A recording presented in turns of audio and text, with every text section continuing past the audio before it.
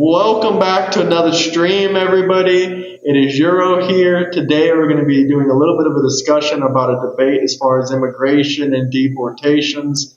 I'm very pro ICE. We'll just start off with introductions. I'm very pro ICE. I'm pretty moderately right wing. I'm not like right wing, like I'm not like Nick Fuentes or one of those maniacs, but I'm like a moderate conservative. And I want to deport every single illegal alien immigrant in this country. I've lived in 3 different countries, so I know what it's like to get either a work visa or a student visa. I'm very familiar with that whole process of immigrating to other countries. I'm very pro immigration system and pro strong borders. So I guess you can start with your introduction now. My name is Garrett. I am pretty not far left, but probably where he is in the middle left. I'm pro-choice. Nobody's illegal on stolen land. I don't think, and I don't like Trump. Okay, how do you feel about the borders? Also, just to let everyone know out there in the audience, I know we've gone over this 100 times already, but you are 18, correct? Yes. Okay. So no one is illegal on stolen land. They had no property rights back then, and they had no concept of property rights. And Native Americans didn't have borders, and they were also warring with their tribes. Some of the Native Americans did child sacrifice, and they were savages. So I'm just wondering, where did this, no one's illegal on stolen land? They didn't have any concept of property rights. So how can the land be stolen? And who owned the land? If it's stolen land, who owned the land? There were multiple Indian tribes that were, having wars with each other all the time. So whose land is it? Well, they didn't have. First of all, it's not Indian tribes; it's Native American tribes. Then they didn't have traditional property rights like we know now. They didn't have borders set across states. Sometimes it would get mixed up between different tribes, and they would have to dispute it. I'm not talking about the extreme Native American groups that would do child sacrifices. I'm not talking about that. I am talking about the fact that when the United States got more and they pushed Native Americans out of their area, a lot of Native Americans died because of that. And there wasn't enough protocols and safety protocols to keep them alive and have their own land still. Well, the majority of Native Americans died from disease. Still, a good amount, but there was still thousands of Native Americans that died because of the U.S. government's incompetence. Yes, millions died because of disease, though. I think the number was like 20 million that died from smallpox or some other kinds of diseases. That still doesn't change the fact that they would still have a good portion of land if the U.S. government could be more competent or just admit that they were wrong and what they did was not right. Should the Mexican government also admit that they're wrong, since Aztecs came from Mexico and started pushing out the Cherokee Indians out of Texas? Should they also say that they're wrong? They should. They should do that. I mean, the government already admitted that they were wrong. That's why they give reparations to Native Americans today. You said what? They already admitted that they were wrong, that they did something that was bad. That's why they give reparations to Native Americans today. I understand what you're saying. I'm just trying to get my point across that the U.S., obviously, like Christopher Columbus came over, founded it, made the colonies, and then the British did their whole thing. But I'm trying to say is that the U.S. did not do enough to really compensate the natives for the thousands that they ended up getting killed. What do you mean compensate? We give them they get thousands and thousands of dollars. Every single Native American, by the time they turn 18, they're a millionaire, just from the money that they received from the government. How is that not enough compensation? Not every Native American is a millionaire by the time they're 18. Yeah, if they save all their money, yeah, they've received over $1 million. Every native has received over $1 million. Yes, the ones that qualify that are actually native blood, there's a qualification. What is the qualification? I think you have to be like an eighth Cherokee, or you have to be an eighth Native American. So a lot of people would have gotten that. If you had to be an eighth, just an eighth. And that's still going on today, right? Yeah, plenty of people sign up and get it and qualify for it all the time. And they also get reservations, casinos, tax-free casinos. Okay. I get what you mean. Like, I can understand that. I don't know a crazy amount about Native Americans. I just don't. But if that's what it is, then you're right. You're correct.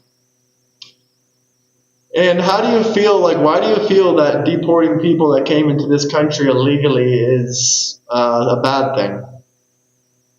Because they make up 70% of certain workforces. What workforces? They don't make 70% of agriculture. They don't make 70% of construction. No, they don't. Yes, they do. 70% of construction? Where did you get that number from? You want me to go online and look I for mean, it? I can look it up right now. I'll pull you a source up. But as far as that, I mean, construction should be an American job. That's not there's construction workers out there that make six figures, $250,000 a year, $100,000 a year. Construction is not really a low-paying job. I mean, sure, plenty of construction positions will start you off at 14 or 15 an hour, but that's mostly because of all the illegal immigrant workforce. If we get rid of those workers, the companies are going to have a harder time employing people, which is going to bring up the wages. Because if they can't employ any more people with those low wages, then they're going to have to bring them up. They're going to need to bring more workforces in, which benefits the American economy. Okay. I get what you mean. So, but if you, all right, I'm going to go on. What do you think about, like, the violence of ICE on how they're treating people? What do you think about that? I think they treat people just like they treat any other criminal. If I go out and commit a crime and I run into my house and hide, they're going to kick down my door and drag me out of my house. But that's not what a lot of them do. A lot of people get racially profiled and stopped and detained for being not white. Well, the Supreme Court has already talked about this before, and that's because the majority of people that come here illegally are not white. And how do we have proof of racial profiling? They can ask anyone for their ID. If 90% of who ICE stops is, you can't just stop somebody because they're a color, their skin color. You can't just do that. The Center for Immigration Studies says 20% of undocumented immigrants are construction or working construction of the construction force. So 20% of the construction force would be gone if they were to be deported, correct? Which would bring up the wages. Okay. I get what you mean, but I'm just still a little confused on how you say that they aren't violent and they don't racially profile. Well, I mean, I just told you they're going to drag people out. I'm looking up the Supreme Court case right now. I see it. But when I find it, I'll give you a summary of it. Here we go. Let's see. Nome versus Vasque Pedroma. The Supreme Court voted 6-3. The unsigned decisions that allows ICE agents to use race, ethnicity, language, and appearance as factors when stopping and detaining individuals in immigration sweeps. So this has been taken to the Supreme Court that ICE can legally use race, ethnicity, language, and appearance as factors when stopping and detaining persons based on immigration status. Is that not just racially profiled? It's not racially profiling. That's why it went to the Supreme Court. They wanted to figure out if it was racially profiling. The higher court granted the administration an emergency request to lift the injunction. That's about something else. I mean, that's what the Supreme Court found. They basically said it has nothing to do with race here. Let's see. I can look into it more. Well, can you look up the definition of racial profiling for me and read that? Well, if the majority of people coming here illegally are Hispanic, should we not investigate Hispanics more often than we would other races? Um, I would think that you should investigate somebody if they go to job and they can't show their papers that they're a citizen. Then maybe yeah, but I don't think it's right to stop somebody because they're speaking Spanish. Spanish is a all state. I mean, maybe not all states, but I know here in Indiana, it is a state requirement that you have to have 3 years of Spanish. So anybody, You're freezing up and on me a little if bit. you happen to be born here as a Hispanic, a lot of people are Hispanic in the United States that come here legally and are born a citizen, and then they speak Spanish because they either learn it from their family or they learn it from a high school, a standard class. And I don't think that's right. That they should be able to stop over something that the government requires them to learn.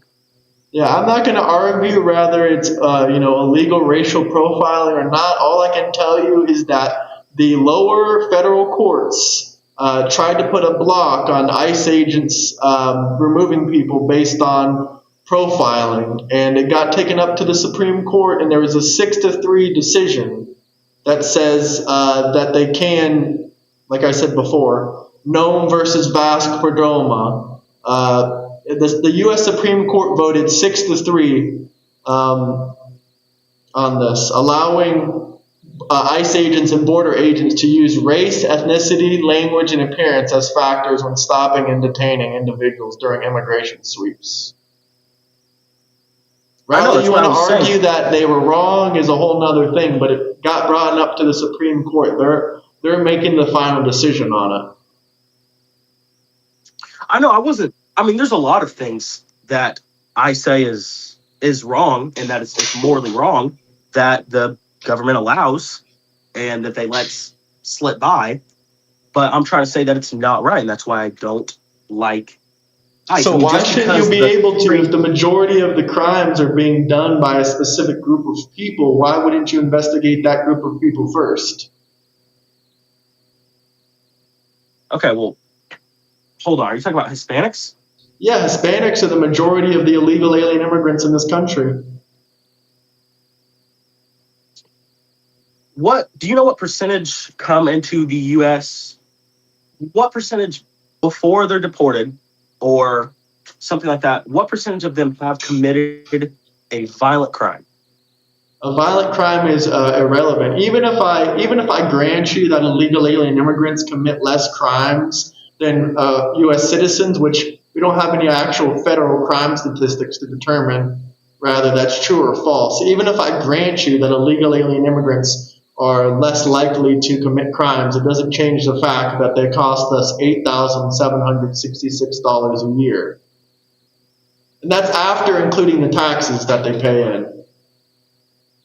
So I'm not So even looking at it from a crime metric, but what I can say is every crime committed by an illegal alien immigrant is a crime that didn't have to happen if we would have just kept our borders closed and strong. okay, well, how long does it take to get into the U.S.?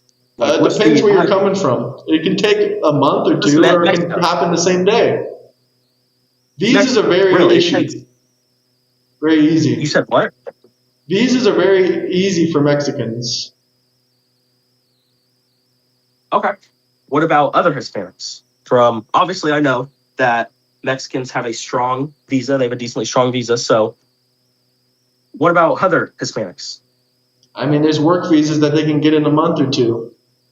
Depends what other Hispanics you're talking about. Everyone has a different passport and a different nationality. I mean, you can be technical all you want, but are you still not allowed to have some sort of, I mean, like moral compass to it? I mean, you don't have to follow It is a moral blindly. compass. We want to keep a country safe from criminals, and we want to make sure we know who's coming into our country. Is that not a That's moral fine. thing? But like I was saying earlier, is it's not right to be detained or to be arrested based off your skin color or what language you speak over something that is taught in all 50 states. Well, the Supreme Just Court because says differently. And if you're taught Spanish, you would still know English. So what's your point? the main language in the US is English. So a lot of Hispanic Exactly. So people you that would live speak in the US, English. If you were being I detained, you would know be able to speak English. If you know Spanish too, that's nice, but you can still speak English. a lot of people that come into the U.S., legal or not, eventually learn English because it's all everybody speaks. The minimum is 2 years, which obviously you've probably been through Most high school. You're people like don't 25. learn fluent Spanish in 2 years. I'm You sorry. said what? Most people don't learn fluent Spanish after 2 years. A decent amount of people do. Not Some people everybody. do, but It depends what it's not it extremely depends what you're common. learning. If you're learning it from family members or people that you live around every day, yes, it is very possible to learn it in 2 years. If you're learning it through a high school mandated class, maybe not. You might not. Immigrants are And I'm required talking, to provide papers upon request. Not doing so, you just get detained, basically. but I mean, like, what do you think about like the violent encounters? Like, what was that one woman's name in Renee her Good, I car? think Renee Good got what she deserved. She tried to Really? run over an ICE agent. Whenever law She enforcement didn't. tells you to stop your vehicle and you gas it, whatever happens from there is your fault. I don't feel bad at all. That's a felony. She Running from didn't. the police is a felony, and then trying to harm a police and try to run over a police is also a felony. She did not try to hit an ICE officer. She absolutely did. She hit a nice officer. I mean, we're not going She to watch hit. this video over and over again and argue about it. All I can say is, her car was pointed in the direction of an ICE officer and hit an ICE officer, and she tried to flee the police. Like I've seen the video. If the Yeah, ICE I've seen the officer video moves in too. front I've of her watched it car, hundreds of times on this stream before. Go ahead. if he's moved in front of her car, that is his own fault. He didn't move in front of the car, and it's also not his fault because you can't just accelerate your car and drive over someone. Even if I grant you that walking in front of a car is a mistake, it doesn't give you the right to run over someone. If I walk in front of your car and you run me over, is that not a felony? Is that still not a crime? It doesn't change anything. She didn't run him over. But you just said that he walked in front of her car and he got hit by the car. Even if he didn't get ran over, if you just say he got hit, okay, fine, that's still a felony. Getting slightly hit by a car is not the same as getting run over. He did not get They're run both over. He didn't felonies. fall to the Okay, they're ground. both felonies. They're both intent to murder, intent to kill, attempted homicide. Same charges for either one. Same criminal charges. I mean, I'm not going to sit here and like go back and forth with you. Which was she trying to or was she not? What about the cost? What about the cost of illegal alien immigrants? That doesn't concern you? Do you know how much it costs for two of their children to go, even one of their children to go through the public education system? It costs $18,700 a year. And even if you want to make the argument that most of their children are born on U.S. soil, they would have never been born here if their parents didn't come here illegally. So that's a cost that has to be attributed to the illegal alien immigrants. But okay, with saying that, I just want to know. With saying that, you also, if you think that that's unnecessary spending, you agree with all the other U.S.'s unnecessary spending, correct? I mean, it depends specifically what you're talking about, but some of it, yeah, Israel. not all of it. Oh, you want to debate Israel, or you want to debate about illegal alien immigrants? I can tell you about Israel for a second if you want. We'll go off topic. As far as Israel goes, I don't care about Israel. I'm standing in still in no, this. because we make money off of unnecessary Israel. spending. We make more money than we help them with. Because they purchase $22 billion a year from us. They purchase goods and services worth $22 billion a year. They buy only our weapons and only our guns. They just buy only military equipment from us. And this $22 billion isn't even including the military equipment. I mean, who else would they buy it from? Because they have a contract. They signed a contract. That was part of the $3.8 billion we give them every year. They can only purchase weapons from us.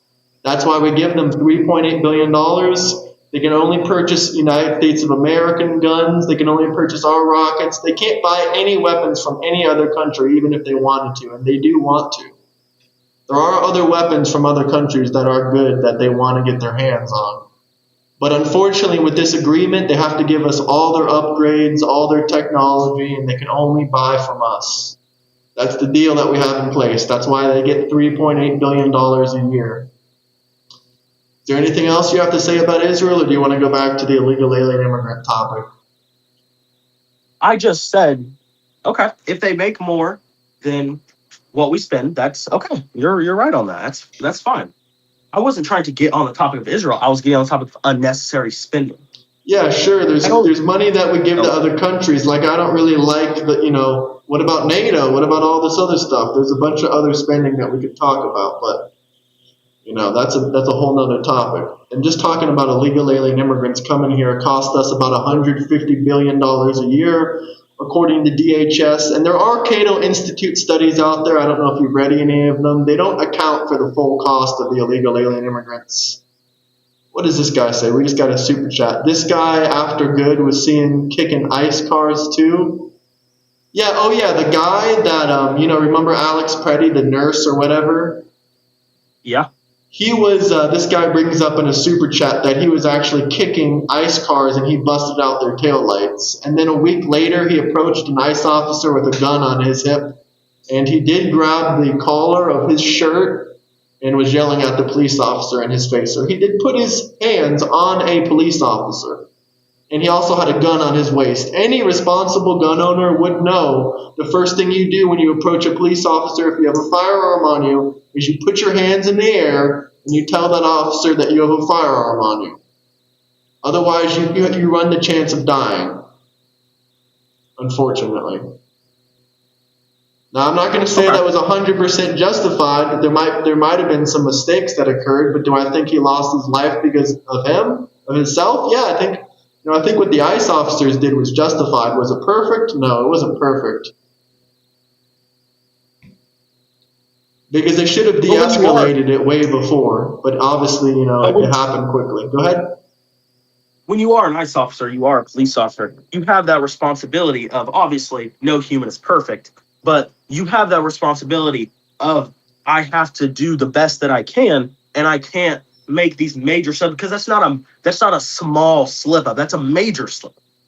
I know, but at the end of the day, if you approach an officer with your firearm and you put your hands on them, and then you get thrown on the ground, and then you're trying to reach for your gun, and people are scuffling with your gun, and you die, there's no one else to blame except yourself. You put yourself in that circumstance. He should take the blame for his death when he was on the ground. Yeah, he reached for his gun when he was on the ground. Is there proof of that? Is there a video? Yeah, there's footage. I've watched both of these footages over and over and over and over again. That's what I saw. Can I see the proof? Can I see the screen? I mean, I'm not going to share it on screen because there's a lot of violence and blood and gunshots and whatnot, but I can show you off live stream if you want, and we can go over both of the shootings off stream. Can you send it to me in a private message so I can watch it? Yeah, sure, I can send it to you in a private message. But what do you think about the cost of illegal alien immigrants? Do you think it's okay I'll send you the sources for that too. You want me to send you the source for that too? Cost per illegal. Because a new article came out that it said it's going to cost us $2,000 to deport each of these illegal alien immigrants. If they're costing us $8,000 a year, then deporting them for $2,000 is a deal. That means we're saving $6,000 a year. You do realize it's a little bit harder for me to talk about. I already went into this telling you that I'm younger. You've done a lot more than me. But I can't look anything up right now because you told me I had to have my camera on, and with that, turn it off, correct? Yeah, but here, I sent you both articles. There you go. There's the first article from DHS saying that they cost us $8,776 annually, these illegal alien immigrants.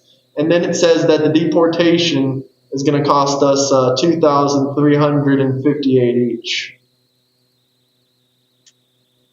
Okay. So how much, what is the, if there is a study on this, how long does it take for the average illegal immigrant to get deported? How long do they live in the country? If there is a thing, I don't know. There's not. I don't think there's any studies on that because some have been living here for 20 years. But can you reposition your camera back so we can see you? Yeah, but I was looking at that. I was trying to tell you that it is hard for me to talk to you about this because I don't have any access to any sources. So I just gave you two sources. Do you have a computer? Well, you can sit here and look stuff up. I cannot. Okay, that's fair enough. I'm going to send you sources for everything, though, so you know what I'm talking about is legitimate.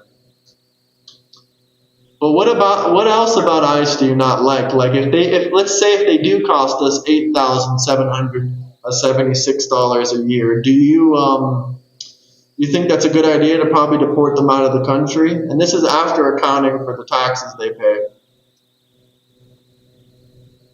How much do they make? How much do they make the country They pay before they 90, allegedly, we don't have any federal statistics on it, but allegedly they pay $98 billion a year in taxes, and that's calculated in the DHS article. After calculating for those taxes of that $98 billion a year, they're still costing us around $150 billion a year. I have a hard time believing if you're coming into this country illegally that you're going to go out of your way to file a federal income tax the majority of the time. So I don't even know how accurate these numbers are about how much taxes they pay. Obviously, they pay. No, I love these guys making these threats in this comment section. ICE is going to get smoked. The only one that got smoked was Alex Preddy and Renee Good. Not a single ICE agent has died yet, thank God. But you know who has died? An illegal alien immigrant, because there is a guy trying to assassinate an ICE officer, and instead of shooting the ICE officer, he missed and shot two illegal alien immigrants in the head. So, I mean, I guess that was God just protecting the good people and taking out, maybe some of the evil people, I guess.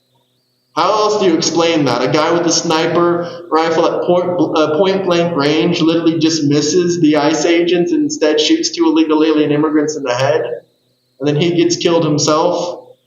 I mean, that is, So if you don't believe in God, I don't know how else to explain that in some way or not. There has to be some kind of higher power, I guess. so I do want to. The way I think about this is not more technical terms. Obviously, you can be right on technicality, and obviously, ethics are a by person, like a case by case, person It's by not person really a case kind of by thing. case. I mean, most presidents, most countries, most people in the world agree that we should have strong border, not open border. We should deport people. I mean, That's look at not. You didn't let me India. finish what I. You India didn't let me finish gives. what I Go was ahead. Go saying. ahead. Go ahead. Okay, yeah. I was saying that if, like, obviously I don't have access to my sources right now. If I look up my sources and I find out that you are correct and they do take away more money than they spend, then you are right. That is fine. You are right. But I don't like, and this is like obviously, I don't like it, but I don't like how you speak about them, evil people. Obviously, it is a country.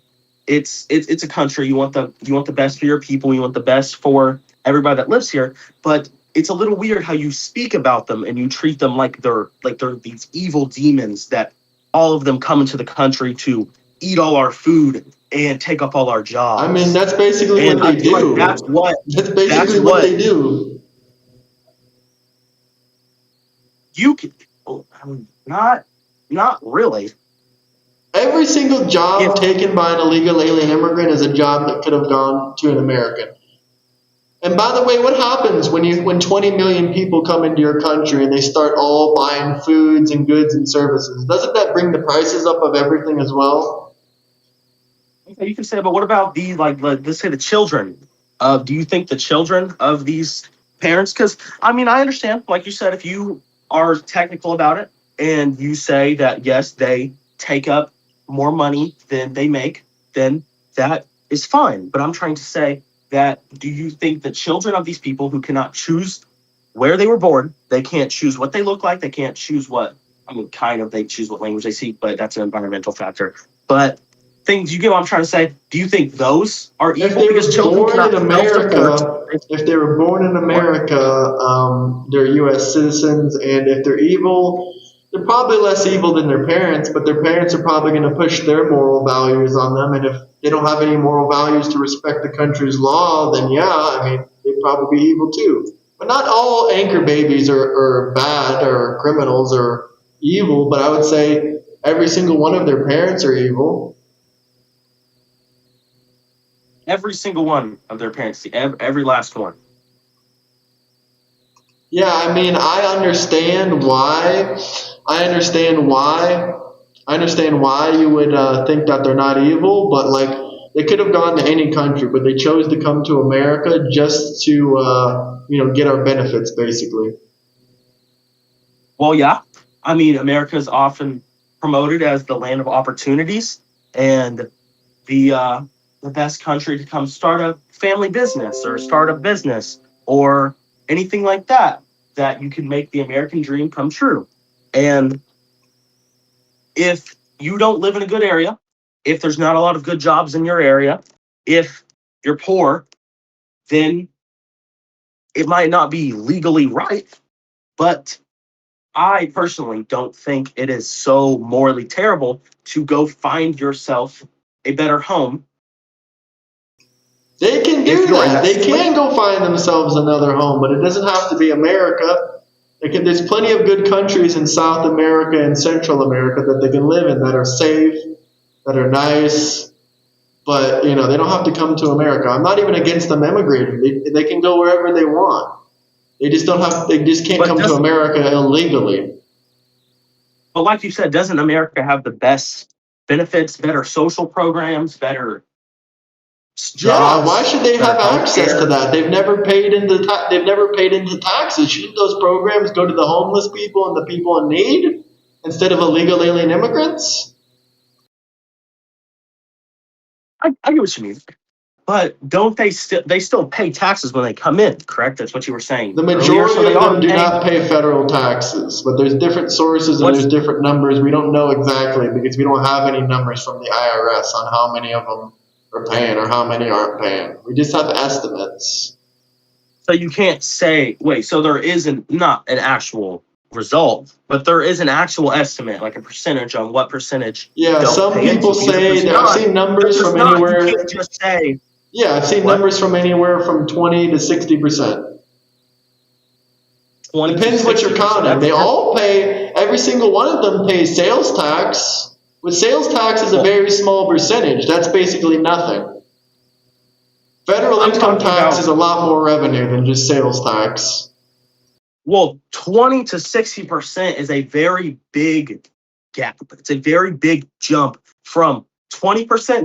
That's still a decent amount, but 60% is over half. So it feels a little silly to group them because I feel like you're grouping them all in the worst and they're all So at least 60%. half of It them is should go to 60%. prison for tax evasion, then, right? I mean, tax evasion is a crime we would put anyone else in prison for. Never heard of an illegal alien immigrant going to jail for tax evasion.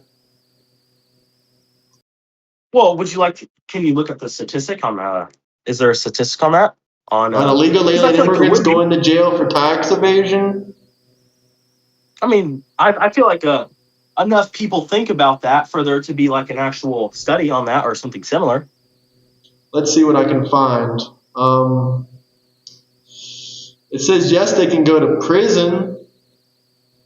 Okay, I'll retract my statement. There was one guy that went to jail for tax evasion, but he was also doing a pyramid scam, and he did something with $90 million off books cash. He used the shell company scheme in Florida to help contractors evade payroll taxes and exploit undocumented migrants, undocumented labor. So yeah, that guy went to jail, but just people just not paying, I've never heard of it. But you do understand what I'm saying is that there's not a if you say 20 to 60% and there's not an actual number, that it's kind of silly to assume that more than half of illegal immigrants don't pay taxes Well, at because least like I said, 40% of them, the it's a highest massive gap. numbers, the highest I can grant you is 60% of them pay taxes. So that means 40% of illegal alien immigrants should go to jail for tax evasion. Okay, hang on, hold on. So when you were telling me statistics, I thought you were talking about 20 to 6% don't pay taxes. That's what No, I thought you were saying. 20 to Maybe I 60% misheard you. do pay taxes. They do pay taxes. 20 to Okay, 60% of them do pay taxes, allegedly. But the 60% number that I've seen was counting state taxes and all the other taxes, like, it was counting everything together.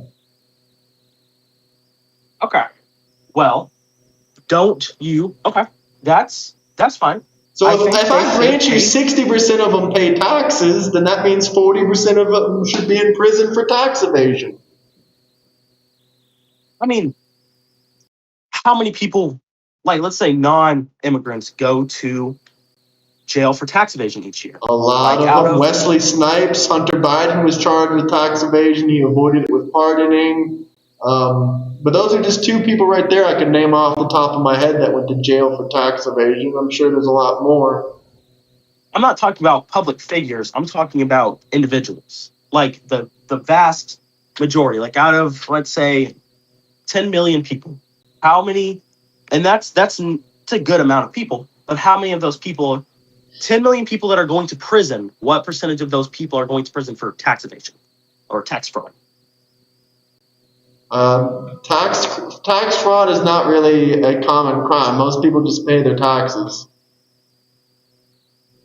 I mean, A I lot can of tell people you how don't many are in report on incomes jail. that they. I could probably tell you how many are in jail right now for tax evasion, but I don't know how many people have been charged for it out of 10 million people. But it's not as common for American citizens. Most American citizens pay their taxes. It's kind of hard to avoid it. They figure it out pretty quickly. I mean, Let's see. There are a lot of people. currently about 400 people in jail for tax evasion. How many people? 400. 400. How many 400 are people. illegal immigrants? Let's see. How many are illegal immigrants? Probably none of them.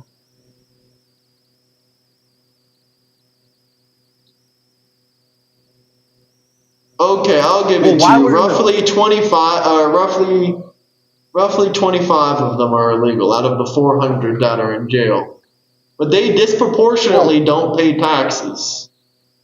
why would an illegal immigrant, if people like you want them gone so bad, why would they be going to a U.S. prison where they'll eat the food from the prison and they'll take up a cell and they'll take up No, I CO's agree. We time? shouldn't do that. I 100% agree. If an illegal alien immigrant commits a crime in the U.S., I think we should put them in jail in some other country.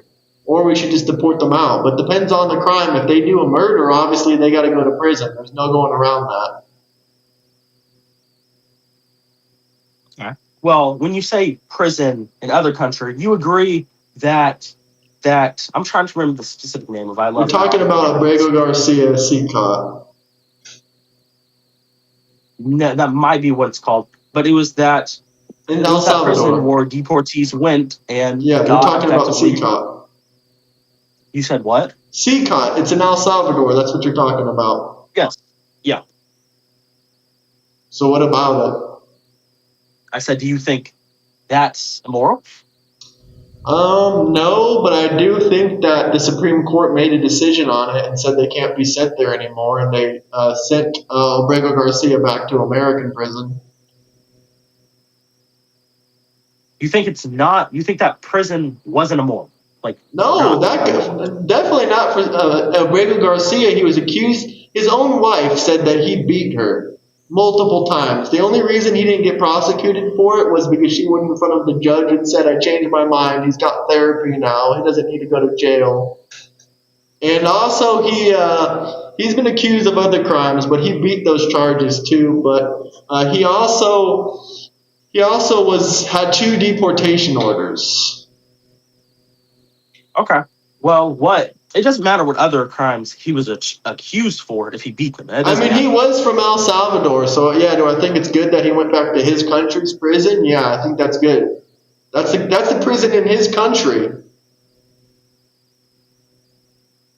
But I'm saying that prison is for violent gang members, and Well, he was a pretty it's a violent very gang bad. member. He was an MS-13 member, and he also beat his wife, so he's a violent gang member. He was an MS-13 member. Yeah, he was an MS-13 member. Can you send me a statistic on that, or not statistic? I mean, I can send you the White House saying that he's an MS-13 member. That's a source. Not to Was mention there a tattoo? Yeah, there was multiple Or tattoos, and not to mention the only people that can hang out with other MS-13 members is either people that are being initiated or people that are already a part of MS-13. No one else is allowed to be hanging out with MS-13 members, and he was detained with 4 other MS-13 members. So there's no other way of him hanging out around with gangsters. You can't hang. This is a gang that you can't hang with unless you're a part of it. Okay. Obviously, I don't know much about MS-13. I don't know why I would, but I understand. Hold on. Like what do you think we should do with these illegals? Just give them like a permanent stay and let them stay here? I think with what you've told me, obviously, like I said, I don't know all of the technicalities about it. Like you've had to tell me a decent amount of stuff, which is fine. But my whole point is I don't think on how they've been treated is correct. And I think that Well, who was mistreated? Illegal immigrants? Yeah, which one was mistreated? Which one? I can't give a specific name of which So one. It's like asking what they're being American was mistreated. So they're being mistreated, but you can't think of any. I can tell you which Americans have been mistreated easily. Barack Obama held an American citizen in an ICE detention facility for over 1,000 days. That was mistreatment. If I looked up mistreatment of illegal immigrants, I could find some names and I could tell you. I'm sure you're going to see a bunch of MSN Now articles, and it's all going to be bullcrap. I mean, they started screaming about a veteran that was deported. They said, "Oh, a veteran was deported." Yeah, he wasn't born in America, and he could have easily gone through the process. Like, if you join our army or our military and you're from another country, they want you to get your citizenship. They literally tell you, here, file the paperwork. They help you through every single process of it. They're willing to help you through the entire thing. And both of these veterans did not go through the process to make themselves citizens. One of these veterans was a drug smuggler. The other veteran shot a 19-year-old pregnant girl. And Democrats were crying, saying that this guy should have never been deported. He shot a 19-year-old pregnant girl. He did like 20 plus years in prison for it. Then he gets out of jail with no citizenship, and they just want us to keep him here? No, he has to get deported. There's no other option. Okay. So, let me ask you like a very simple question. Do you think illegal immigrants are humans? Yeah, they're humans, sure. They're humans, right? But they're also illegal alien immigrants. They're undocumented illegal aliens. Hold on. It's not a hard question. They're humans, correct? Like sure. Same species as me and you. Sure. Me and you. Right. Do you think that they should be treated with the same respect? If I was walking down the street, I don't think you should treat criminals with the same respect. Say hi to me. You said what? If I know someone's a criminal, I'm not going to treat them with the same respect as a non-criminal civilian. Well, there's different severities of crimes. If somebody shot, so are you saying that like if somebody shoplifted versus somebody murdered, you treat them with no respect, both of them, because they both technically I would treat them both with no respect. Shoplifters are low-life scum, and so are murderers. Hold on. So let's say if a pregnant woman stole a box of diapers... That's even worse. That's even worse. There's plenty of resources out there where she can get that kind of stuff for free. Even worse. Yeah, if you have a child and you're pregnant and you're doing crime, you're going to go to prison while you're pregnant. Do you really think that's a good thing to happen? Some communities don't have those social programs. Like what? Okay, they can get welfare from the federal government. I understand that. There's no excuse for crime. You can't just say this person was poor and they needed it. Otherwise, you're just going to let crime run rampant. So you're saying that those are the same level, like stealing like formula or diapers is the same level as killing somebody, and you treat them on the same level? No, it's not the same level. I never said it was. All I said was both are bad. Both are scum. You would give them both no respect. So yeah, I wouldn't, because they're both criminals. Why would I respect criminals? Why would I give any criminal respect? They're on the same level. So they're on the same level. They're not, though. I would treat one worse. I would disrespect the murderer. I would get vulgar with the murderer. The other lady, I probably would just ignore and say, I don't respect you, and walk away. Okay, but that's not specifically what you said. You said I would not respect. Hold on. Yes, criminals, I don't care what crime you did, as long as it's not like a civil infraction. A civil infraction, sure, I'll say, he made a tiny mistake. But whatever the crime or whatever the punishment for that civil infraction is, you still have to face it regardless.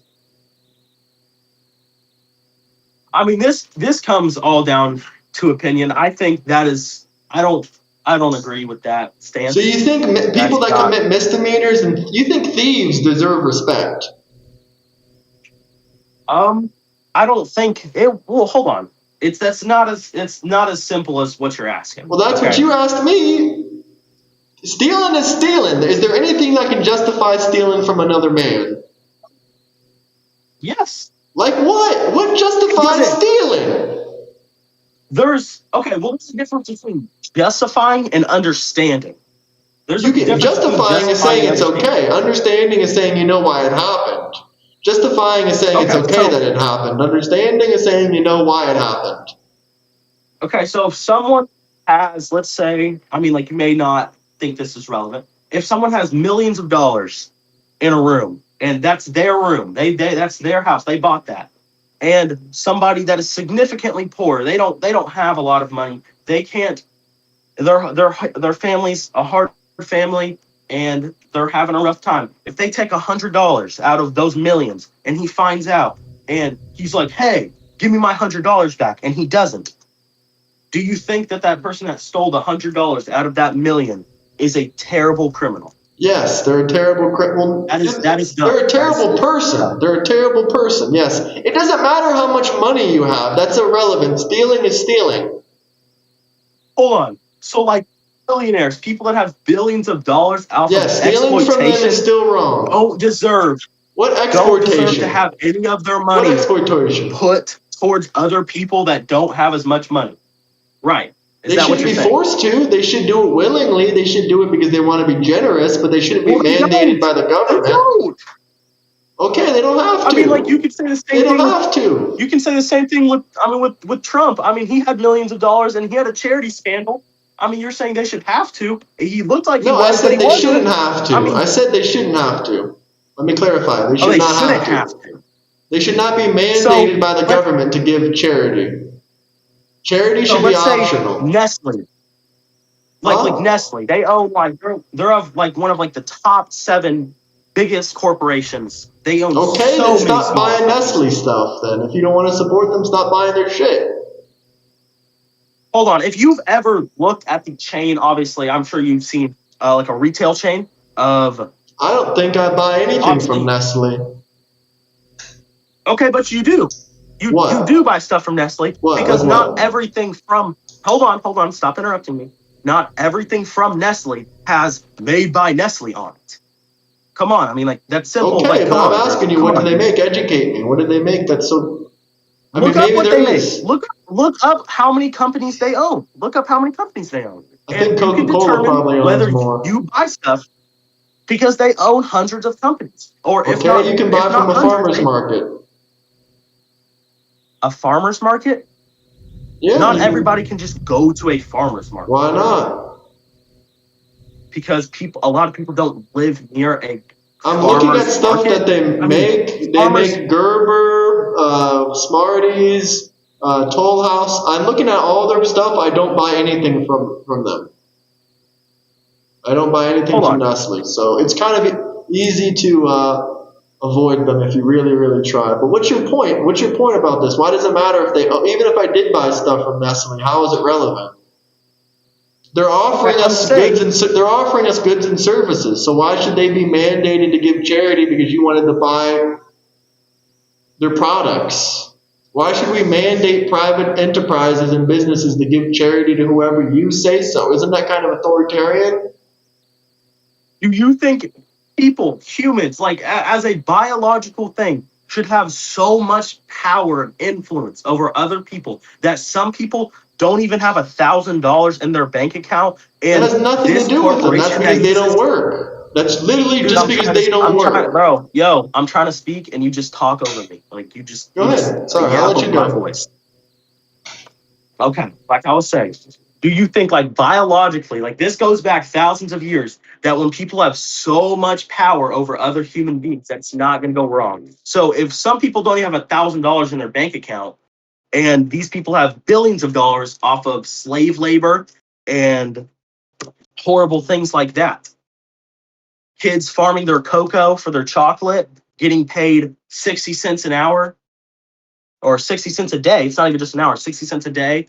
Terrible things like that they do, that is exploited for these billions of dollars that they get every year.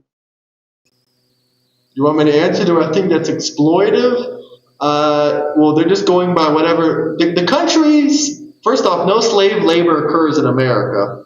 You're talking about like China and those countries. And if you think it's so bad, then you should be rallying human rights organizations to change the labor laws in China, or rally human rights organizations to change the labor laws in those countries, because these companies are only operating within those labor laws.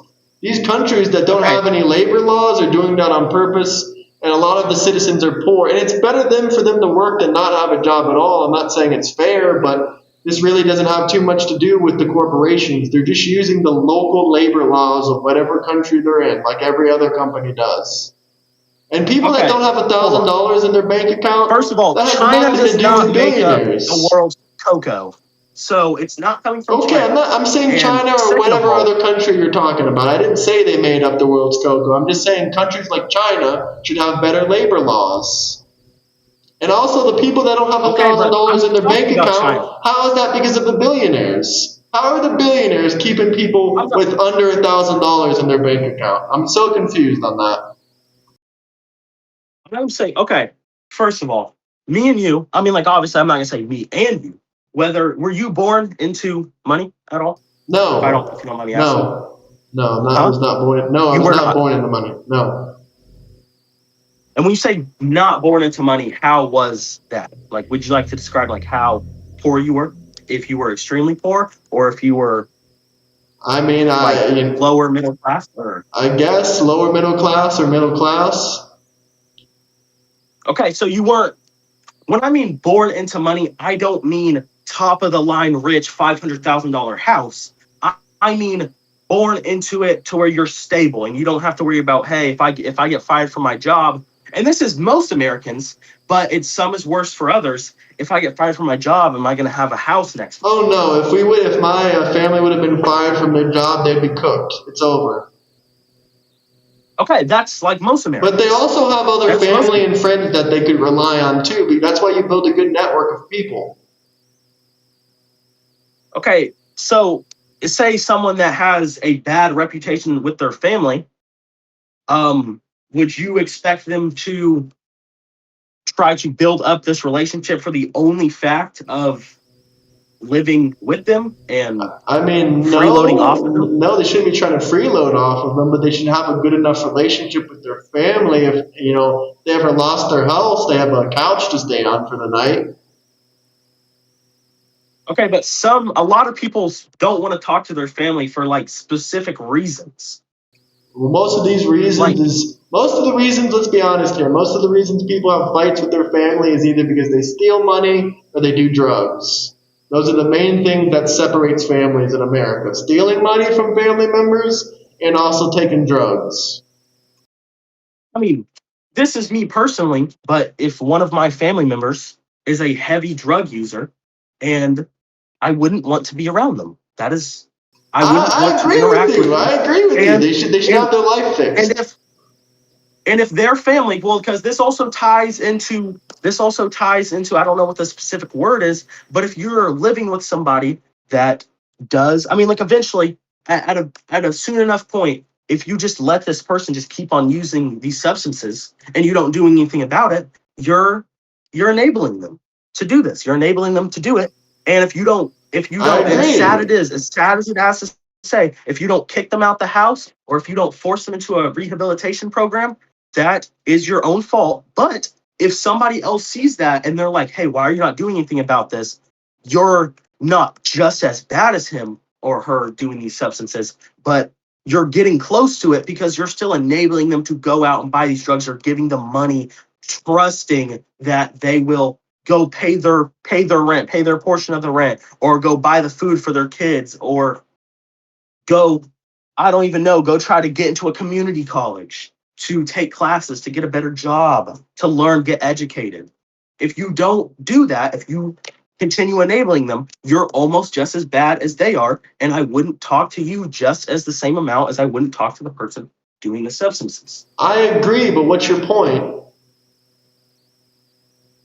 I'm saying the whole point is people, you can't just say, like, even if somebody uses drugs, if somebody's using drugs, that's a fine point. Like, I don't understand your point of, oh, well, the big reasons are that they do drugs and that they steal money. Yeah. Okay. All I'm saying is talk to my that, family if they did that. Okay. Yeah. That's a good reason. Like, that's a fine reason. Okay. yeah, but not all of your family is going to do drugs. And if all your family does do drugs, or you don't have any family, you can still meet good people and get good friends. Okay. Obviously, you don't, are you, hold on. I don't know how to, like, get what I'm thinking through to you because you're not understanding what I'm saying because you're thinking it's a You're very saying that easy no one thing. has anyone else to rely on, so the big corporation should step in and take care of them, basically. Is that what you're saying? No, I'm not saying that. Sometimes some people do cause their own downfall. And if you cause your own downfall, if you spend all your money on drugs or if you gamble all your money away, that's your own fault. And like, that's your own fault. And there's nothing you can get mad at anybody for. But this whole point is that it sounds like you're thinking that it is normal for for these companies to use slave labor in countries. And It second of is all, there normal. are countries Unfortunately, that farm it is cocoa. normal. Hey, hold on. There are countries that farm cocoa and places that make cocoa by hand that don't use child labor or slave labor or enforced labor. It's different. It is definitely different between a lot of different countries. People should get paid more. That's not like a hard thing to say. That if you're out there for 12 hours picking cocoa and you get paid $1 a day, um, even if that translates to their country's money, most of the time that if you're getting paid $1 a day in U.S. currency, that's not going to be doing a whole lot for your family I in agree. They your should change the labor in your bank. laws. But if a country It's uses not child capitalism's labor. fault. It's the country's fault for not allowing it. It doesn't matter child labor, adult labor. They should not be exploiting their workers, but that's up to those countries. We don't have any influence over what these cocoa growing countries do. I mean, I guess we could put political pressure on them and say they should change, but really, if they say no, what are we going to do? Invade them?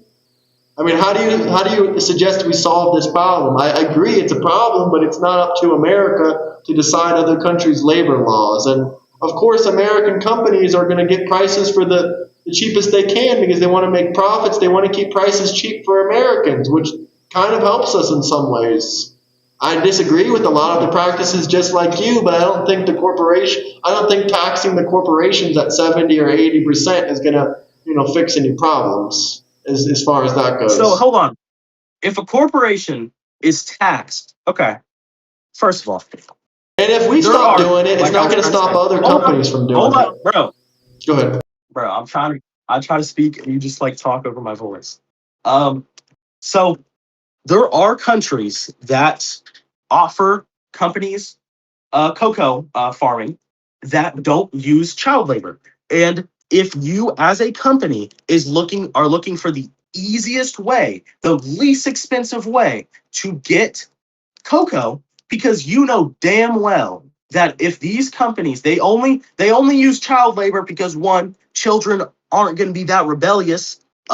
They use small childs, teenagers like 16, 15, maybe 17, it's close to 18. I don't know the age that they allow, but I know it's below 16 and below is most definitely child labor.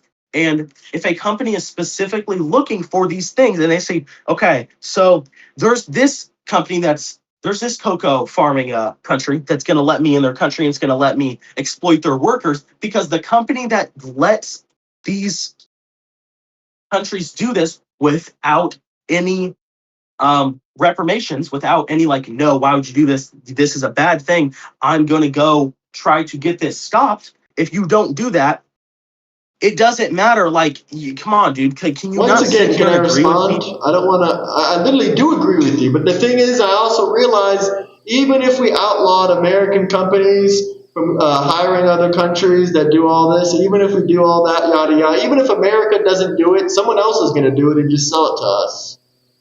Either So, we, I mean, they already do that. That's exactly what happens. The child labor does the work, then they sell it to America. Now, if America isn't buying it, another country's going to buy it and then resell it to America. There's no solution that involves America stepping away. Someone's going to okay, buy it. If it's a cheap, if it's a good source, if it's a good food, if it's a good cocoa, whatever it is. If we don't buy it, someone else is going to buy it. There's no stopping that. This has to be changed within the country itself. but we're not talking about what other countries are going to do. We're talking about what the United States is going to do. Okay, I just If explained it because to you. What do you want us to Nestle do? and all these other cocoa companies have no issue with buying. Also, If they don't Nestle buy it, someone thinks else is going to Nestle buy thinks it. water. Hold on, yo, bro. Why? Like this is like the fifth time. Um, Nestle also thinks that water isn't a human right, which you hold on, my fan just moving that. Nestle thinks that water isn't a human right, which I mean, like I don't know about you, but I would say that water is definitely a human right. I mean, I have a water bottle sitting on my desk right now, which I had to buy with my dollars, which sucks. But what can you do? But yeah, Nestle thinks that water isn't a human right, and even if some other country it is going to buy it and maybe resell it to the US. It is the honestly, like you said, that's everything. That's literally everything. That you can do that with guns and chemicals that are made to make drugs for like every drug that people use in the US today legally. But it's the thought and the principle of this billion-dollar company doesn't care that they're directly supporting child labor and child slave labor because that's what it is. That's exactly what it is. And if a billion-dollar, of course, a billion-dollar company thinks that water isn't a human right because if they could, they would sell clean air. Like, seriously, they would. If the air got so dirty in this world, you would have to buy clean air canisters. Honestly, you probably would. I mean, they already sell that, by the way, but it's mostly for like mountain sickness. But yeah, they already do sell clean air to people in one way or another. But I know we agree on this topic. The only thing that I'm saying is that there's no way to stop these billion-dollar. There's no even if we shut down Nestle tomorrow, even if we shut down Nestle tomorrow, there's going to be another company doing it. And even if we outlaw it altogether, then another company is just going to sell it to another company that sells it to us. So how is this ever going to solve the problem? That's my whole point. If there's a million loopholes to Okay, go through, how are we going to ever solve the problem? The problem has to be solved in the country itself. And Nestle okay, but there doesn't decide are any of our laws or what's a human right or not. That's just their opinion. But I don't know. Like I've never heard that from Nestle before. But I'm sure you're not lying. I believe you. But like, what do you want us to do to solve the problem? They're just going to either sell it to somebody else, sell it to another company that's going to sell it to us, or I don't know what else. There's a billion other ways they can get around it. these companies that are making these child companies to sell it, they can be traced back to these parent companies that are doing this. But like I said, it can all be tracked back. Like it's not like Not this is just like a always. oh I'm most of the time. Obviously So not what's your always, but most solution? of the time they should be stricter on who they allow. They don't just allow, hey, I'm gonna start making chocolate bars. I'm gonna sell you cocoa. Okay, I'm not gonna check if you're buying from these countries that are making these children work for 12 hours a day. I'm not going to check that. I'm just going to let you do whatever you want because you So what probably if, don't. so But like I yeah, said, what if that's another what. country buys it from them? They lie about where they got it from and they sell it back to America. This has happened so many times. Then that's illegal. And that company and the people that allow it should be arrested. How are we going They to should prove be it? arrested. But I'm saying literally what I've been trying to tell you is you're like backflipping over what I'm trying to say. I'm not. And I'm I'm just asking saying you what you that, want to do to fix it. okay, well, if there should be a higher taxes on the, because, okay, well, let's think about this. So If higher these companies taxes? How is higher taxes going to stop child labor? How is higher What did you taxes say? going to stop child labor? You said we should give higher taxes. How is that going to stop child labor? If you would let me finish when I start to speak, then you would probably understand what I'm saying. Go ahead. I said, before I got cut off, I was going to say that a lot of these companies that buy from these countries or they use these parent companies make a lot of money. So if these companies are making millions of dollars a year, they should be taxed higher to account for those hidden for that small percent of, or I don't know if it's small, but I mean medium, might be small percent of companies that are getting around a system of checking if they're buying from cocoa countries that are main countries that their whole income is agriculture, and a lot of it is cocoa beans that use slave labor. That's not There going to should be solve the higher taxes problem. for countries Okay, like that that because still doesn't solve the problem. those higher taxes, people are already whining about how high taxes are and how they have to pay this money and how much they get taken out for stuff that they don't use. And it would take the load off of Americans because people do not need billions of dollars when there's already Americans that are struggling They do to need billions of eat every dollars. day. Companies do You need said billions what? of dollars. Companies They need to, need billions of dollars. It costs billions of dollars to even purchase some of these companies just to make it your own. I mean, it wouldn't be possible for Elon Musk to purchase Twitter and allow people to have freedom of speech on it if he didn't have $45 billion laying around. So, yes, these people did. Well, he didn't have $45 billion laying around. He had to sell some of his stock. But either way, billions of dollars is needed. Yes, it is. That's how we do transactions. That's, there's companies. There's even, I think there's even a house there. I think there's even houses worth billions of dollars, if I'm not mistaken.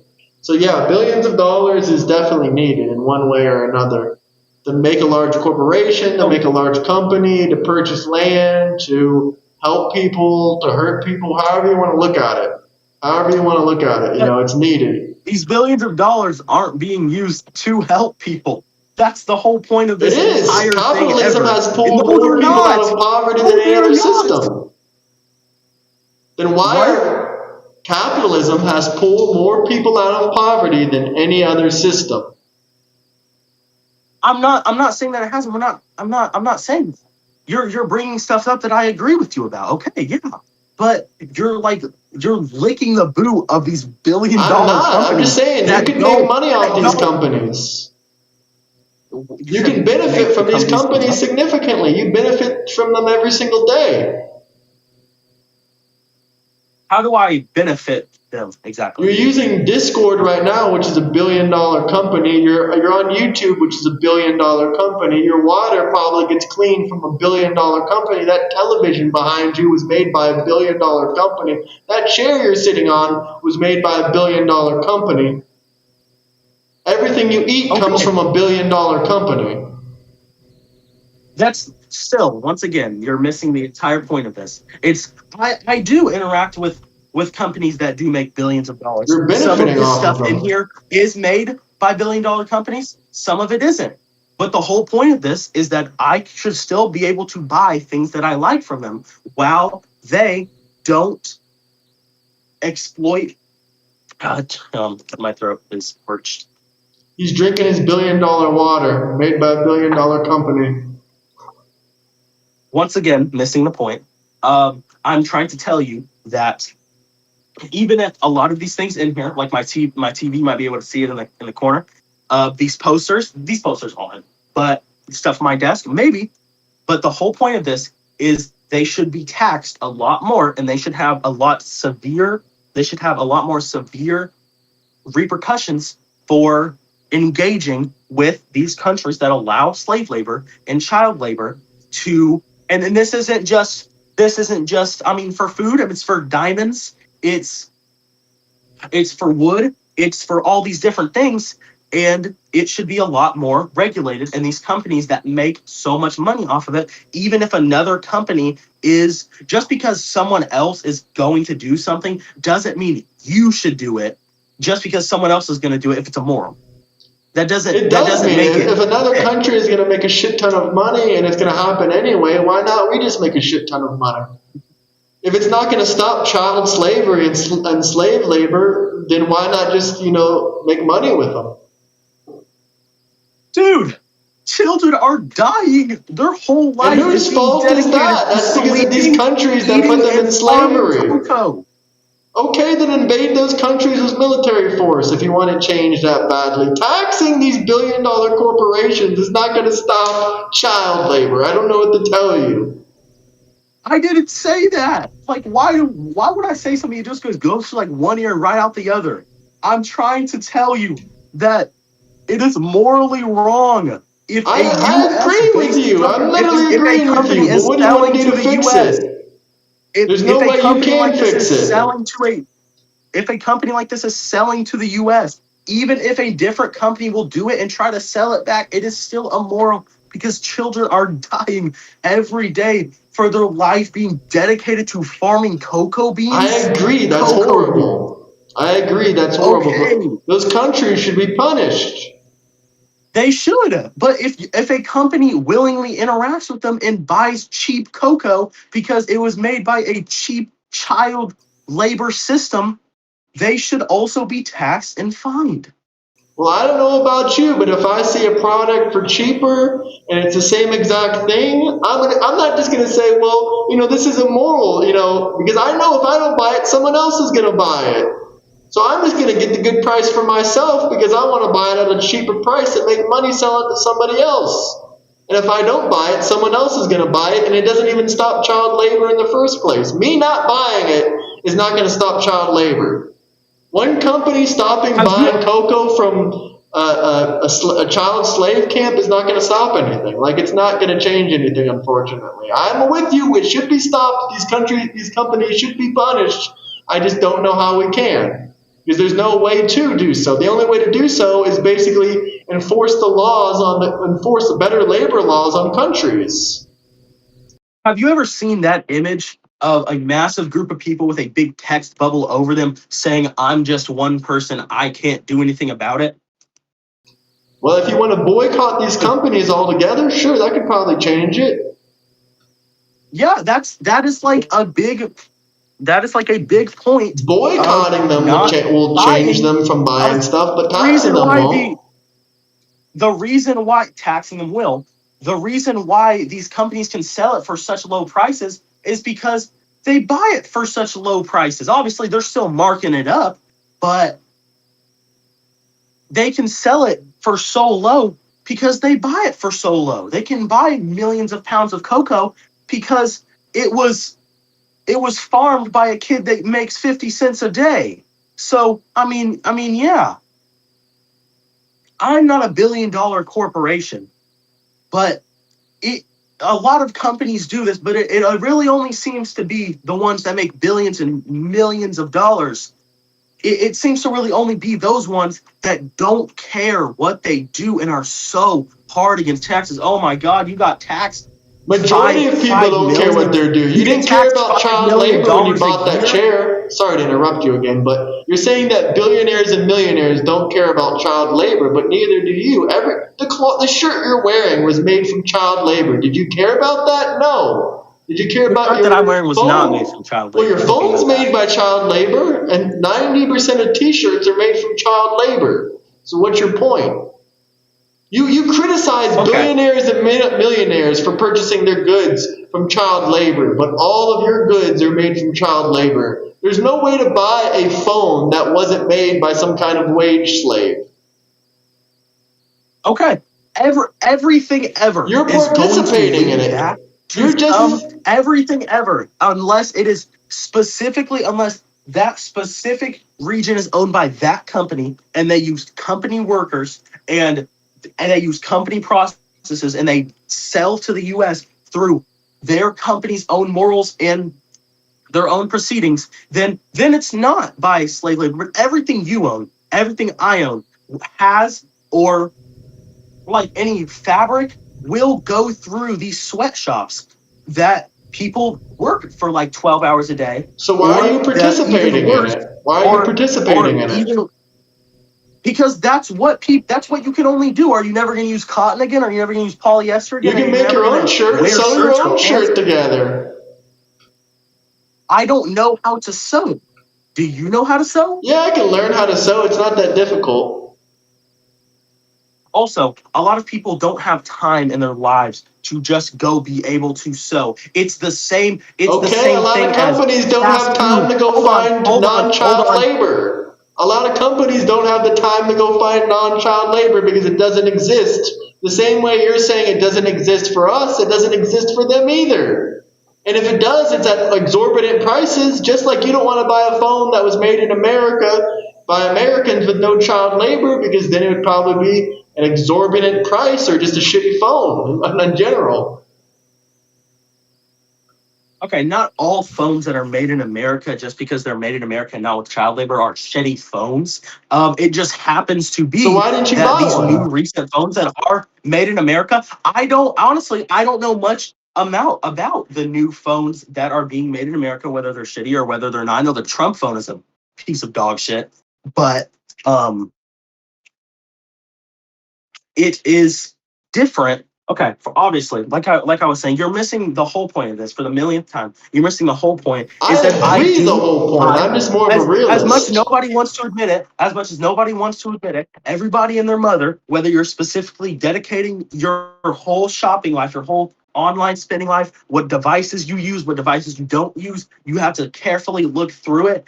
But it starts with calling out these big companies that will just show it in the public eye. I am saying this is not me being like, I do not interact with these companies. I do not buy stuff from them. I do not do anything like that. But it's different when you sit here and you're acting like they shouldn't be fined more because they do these things because a different company will end up doing it. That's not morally correct to say. Fining them or taxing them is not going to solve the problem. That's dude. I'm not saying finding a company that sells to the US is going to stop these laws, Then what's but the it is problem? going to Then what's the deter. reason? It's It is going not. to, okay, It's not it's going though. to deter US companies to one. This could honestly create more jobs and help I the mean, you're economy talking more about basically because if these you're saying that people, we should tariff these countries that are doing child labor. Basically, that's what you're saying. We should tariff all child labor products and incentivize them to be made in America under more ethical purposes. yes, or it doesn't have to be made in America specifically, but they are buying, like I said, these countries are contracting out, like, I want this much cocoa for 10 years. And a lot of them have renewing contracts. So they do these things.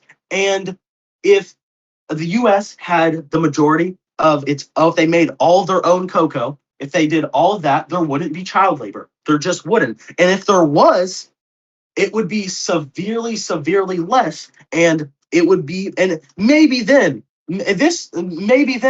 that they shouldn't get fined as hard, but they aren't. And you, like, please stop saying that another thing will do it. So what even is the point of that? Because that is, in my opinion, that's so utterly stupid, and it's so immoral to say that just because somebody else will do something so insanely immoral, does that make it okay for somebody else to do it? I thought the whole I mean, goal that's was to like saying stop child labor. it is, but it's also to punish these countries. I care for children Okay, in I other agree with you. countries, Let's obviously, tariff them more as then. you Let's should. let's raise the tariffs again. I'm all with you on that. And also, do the kids Okay, working need that's these slave jobs? Like, don't you think some of these kids don't have any other options other than to work in factories? a lot of them don't. A lot of them are too young to work in these higher level, more educated jobs because how I mean, like, what do you think the skill set is to work on a cocoa farm? I mean, maybe don't be as scrawny. Some of them still are scrawny because, like I said, they make a dollar a day, 60 cents a day. So, you know, eventually they get replaced by a new, stronger worker, and the cycle goes all over again. But like I said, I agree with your point that they should be countries that do this. They It should be should be taxed tariffed. incredibly hard. They We should should be, just yeah, they should tariff be any of taxed these countries incredibly that are hard. doing it, That's, yeah, sure. that's fine. That's not what I'm saying, but I'm saying two things can be true at the same But I'm time. not for That raising I the can agree. corporate tax rate or raising any of the other tax rates. Okay, well, like I've been saying, And I honestly, I I don't am, even see and I why we would tariff them if it's not going to even help the child labor situation.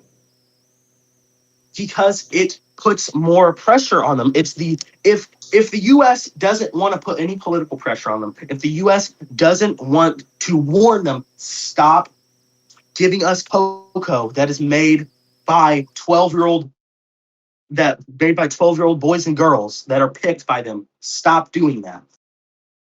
If they don't do that, the next best thing that you can do is Should they work or to, starve? you said what? Should the kids work or should they starve?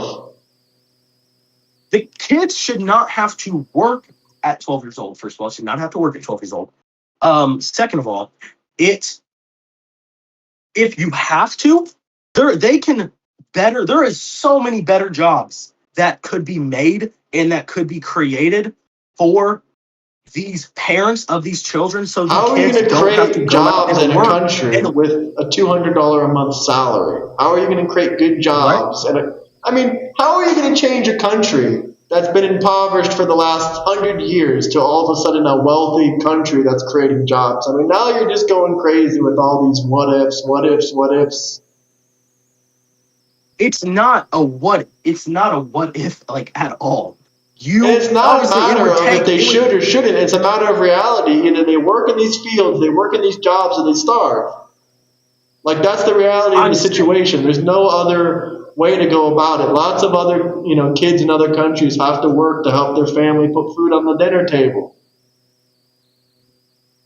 They shouldn't be working at these farms, and in that Well, what case, if that they they need a are working at job? those farms, What if they I need a don't blame the job? children. I don't because they shouldn't though. That's the whole point of this. That if a Well, child that's not needs the to have a job, reality. okay. That's If a not the child, reality, there's though. a lot of people, there's a lot of children, even in the U.S., that work small, under the table, unofficial jobs for their friends, families, neighbors, businesses that they make money off of, but it's not as grueling as these cocoa farms are.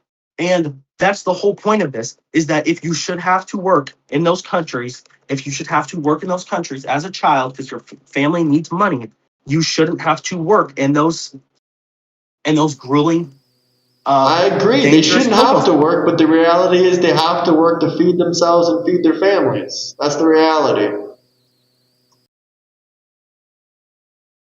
Okay, but at the end of the day, it is still that nobody's doing anything about it. No, nobody's doing anything about it. Nobody coming like you. You don't seem to really care too much that There's they're nothing I being. can do about You it. What do you care. want me You're to saying you do? care that they're being What do exploited, you want me to but do? There's nothing I can do. I don't have stop. power to change entire countries. Just in a snap of If my you know that fingers. they're doing, if you blatantly know that they're doing these terrible things, try to buy as little product from them as possible. I try And not to if you're buy not in a anything from position of big corporations unless I really like the product or I have to or I need it for something specific. But yeah, I try to buy my food mostly local farmer stuff. I don't really try to buy from Nesquik or whatever those places are. I try to, but that's not realistically. That's not going to change much. But I have another topic. If you want to talk about voter ID, what do you think about voter ID? voter ID, Yeah, and like you also if have to have an you, ID to, yeah, the like you have voter to have ID an ID vote. to vote. Someone else brought another good point. If you stop buying from these farms, those kids will starve. So once again, that's not going to even help the situation. No, that is not true. Because I mean, like, I can piggyback off your point that another company will buy it and it'll keep going. I wish it wouldn't, but I'm saying if all you can do, if the U.S. government isn't going to do anything about it, if they're not going to put any political pressure on it, if people aren't going to give a shit and they're not going to not buy from these big corporations, they should be taxed more so they're less likely to make these US based companies look so terrible and evil by buying from these cocoa farms that use child labor. It doesn't matter because What I know about you're Hot very Pockets? pro America. I know you're very pro America, and I know you're very America first, which is fine. There's nothing wrong with that. But in doing that, I can use your own point of if I'm thinking about America myself, like just by yourself, like I'm not even thinking about anybody else, then I can think that it puts a bad image on American chocolate when people know about this because all of this stuff is not private news. This isn't some leaked document that you have to go through the deep web to find. This is like public articles that you can find anywhere Yet online. nobody And cares. Yet every country in the world just eats products made by slaves and they have no problem with it. But what about Hot Pockets? I'm sure you've enjoyed a couple Hot Pockets this summer, right? Right or wrong? I've never eaten a hot pocket Okay, before. No. okay. I was going to say that's a Nesquik product. I was going to say I that's a don't Nesquik product, but yeah. when I buy stuff, when I buy stuff, I try not to buy from these companies that I know are that are like this. If I know I do, because sometimes you can't avoid it. Sometimes it's you don't know about it, and sometimes you just do it anyways. A lot of people do this, but it starts. The whole point is that it starts with these tariffs and these fines and fees on these companies that actively engage on it, and they enable it for our cocoa. They have billions of dollars and they make millions a year. They have enough money to get their own cocoa plantations started to grow our own. It doesn't have to be specifically in the US, but it should be. I And agree, it should be. it should be US owned and operated. And it should be US workers. And if it's not US workers, it doesn't have to be US workers, but it shouldn't be children. It should be people 18 and above that realize, hey, I'm going to be working on this cocoa farm for, it's just like a coal miner. I'm going to be working in the coal mines for 12 hours a day. So I realize, hey, if I do this, my health might suffer a little bit. My health might suffer. But that's a thing that that's a thing that you're choosing to do and that you are above the age of 18 to do. Do you All understand what I'm right, all saying? right. I get it. I don't think we agree on how to solve the problem, but I think we agree that there is some kind of problem. But what's another topic that you're passionate about? I wanted to bring up voter ID, but it didn't really seem like you had much interest in talking about that. I mean, like, I can talk to you about voter, like, obviously, hold on, just one last thing. With obviously the cocoa thing, I can't change your mind on it. Obviously, we're not We going to don't have really, to change my mind. I agree with you, yeah, but it's not. But what you're suggesting is not going to stop child labor. It's just my whole not. thing wasn't just the whole point of this wasn't saying that this will stop child labor, but it will deter companies from enabling U.S. products to be consumed by people that are made using child labor. It won't though. You would have to tax them at like 90% for that to deter them because they make so much profits off of just a small bit of cocoa. Okay, then It's that's what would have to be done, and it's not okay. like Then these they would go companies are going to from move out of making. our country. Then they're going to move to another country with lower taxes, and then they're going to sell those products into America. I mean, we can go on and on and on. There's no way to get out of this never-ending hole of child labor. We've tried it for the last 100 years. Our main problem was moving a lot of businesses over to Mexico and China. But what, as far as the voter ID thing, how do you feel about that? Why do you think so many Democrats don't want to pass voter ID? I think that voting ID, like using an ID to vote, is important. I don't know why specifically. I could probably look it up. It probably wouldn't take me. I could read 2 or 3 articles and I could probably get a good sense on why they don't. I'm not saying that I don't trust you to tell me, but I feel like you would tell me a very exaggerated or over the top reason They don't have a on reason. why they don't. There's There's no a reason. Don't tell Oh, me they that there's say not, that 'cause I an know ID is too hard for people to get their hands on. That's why. an ID is too hard to get their hands on. Yeah, that poor people can't afford an ID, even though everyone's born with a birth certificate. That's free. Does voting accept birth certificates? The new bill that's trying to be passed would. I don't know if it currently does it. It's state by state, so I can't really tell you. Okay. Well, I'm not gonna sit here, and I don't know if you're getting this vibe from me. You might not, but I'm not gonna sit here and be like, "Oh my God, everything that Republicans do are so ass, and I hate every single one of them." And oh my God, Democrats, you're all so amazing. I'm not gonna sit here and say that because it's not true. It's not true. But I think that birth certificates, hold on, You're good. You're good. hold on. My supervisor texted me. Can I answer this real quick? Yeah, go ahead. There was no problem showing ID during COVID. Yeah, there was no problem. They wanted to mandate COVID IDs Or for not us. supervisor, but you know what I mean, professor, whatever. Can I go Yeah. to work now? No.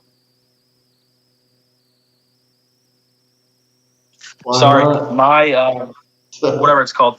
I'm in a college class for um, pharmaceutical stuff. Like I'm getting ready to go to it, so I'm texting my professor. That's why I don't have my ID at the moment, but I should be getting one soon, eventually. Nice, nice. So you're going to be in the pharmaceutical industry, or what do you want to do? Pharmacy. Yes, I know I said it in the server. I won't be on disability anymore, and I will be able to hopefully do that and get a job. So We could talk about disability for a second. I think that the people that are abusing food stamps and disability should get it cut, and the people that really need it should get more. okay, hold on. I will. How old is he? He's My 18. Go ahead. Sorry.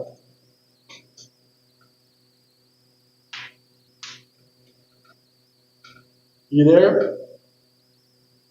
hold on. I am. This is in. Okay, hold on. Let me call him really quickly and see what he wants. Okay. This is important, and I will be back. Are you going to keep the stream up still? Yeah. How long are you going to be gone? Just a minute or two? I just need to call him and see if he wants. I don't know. He might have something. I need to come in later. He might need to talk to me. I don't know what he Okay. wants. So I do Okay. need to call him. This is important. All I right. Go will ahead. be right back. Okay. All right. Peace out. All right. Call me when you're back. How the hell are you even on disability when you're only 12 years old? You don't even work. He's 18 and he's on disability. I don't know, Tom Pepin. Maybe his parents, maybe his supervisor, maybe his professor. I don't know. I kind of think it's weird that he's on disability, and at 1 second, now all of a sudden he's saying he's going to get a job and work. So what? He didn't need the disability money at all? I don't know. I think that's kind of taking advantage of the system, maybe. I can't say 100% sure if he's taking advantage of it or not, but it seems like it might be that way. But guys, like, subscribe. If anyone else wants to call in, you can join the Discord. Link in the bio. Drop some super chats, questions, and comments if there's anything you guys want to talk about. But make sure you subscribe, most importantly. Make sure you subscribe, people. Or maybe Dusty. Dusty, are you out there? Do you want to hop into the call for a second? I haven't really checked my messages. We could talk about your scenario, Dusty, if you're out there. If you can work and you're in school, you shouldn't get disability. I agree. I don't know his medical condition though, to be honest with you. So how can I say? Oh, Dusty says he's out there, so we can pull him in here. Let's see, Dusty, where are you at? Where are you at in my where are you at? I have to look his name up. Damn messages I get in here. Oop, I found them. I found them. Let's call him. When the other guy comes back, maybe we can get him back on here.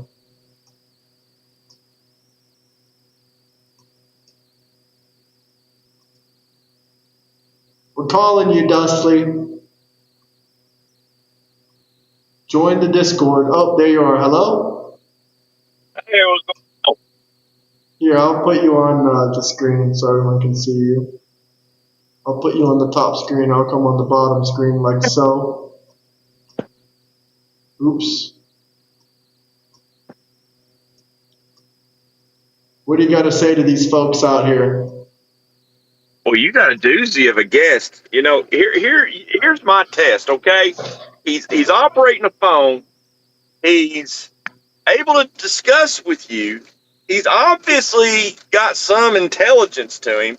If you can do this, He said that his bones are weak. He said his said joints what? are weak. He said his joints are weak. His joints are weak. Okay, you know what? Maybe he does have a disability. I don't know. But I don't know either. I've seen some people with some. I've seen people that can't walk hold a job down. I mean, So yeah. But he said he's about to get off unemployment. He's in some kind of college class. see, that's weird to me. Okay, if you are able to work, if you're, it's almost like okay, he's willing to work, but it's got to be a top-notch job. So he's going to be on disability till he gets a top-notch job. That's bullshit. I mean, let's face it. An 80-year-old can get a job working at Walmart as a door greeter. They have weak joints. Yeah, I mean, I don't know how weak his joints are. Does his bone break when he lifts up like a 2 pound thing? Does he Oh have no, I'm arthritis? really interested in hearing that. Yeah, I don't But know.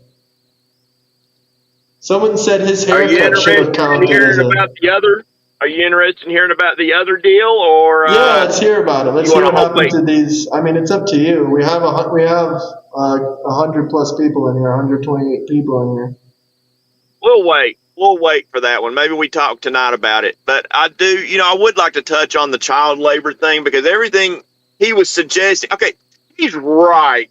Okay, he's right. I'll be the first to say he's right. Children should not be working sweatshops. Children should not be working these crazy ass jobs that they are. But the fact is, why are they working them? They are working them because they are starving, because that is what they have to do.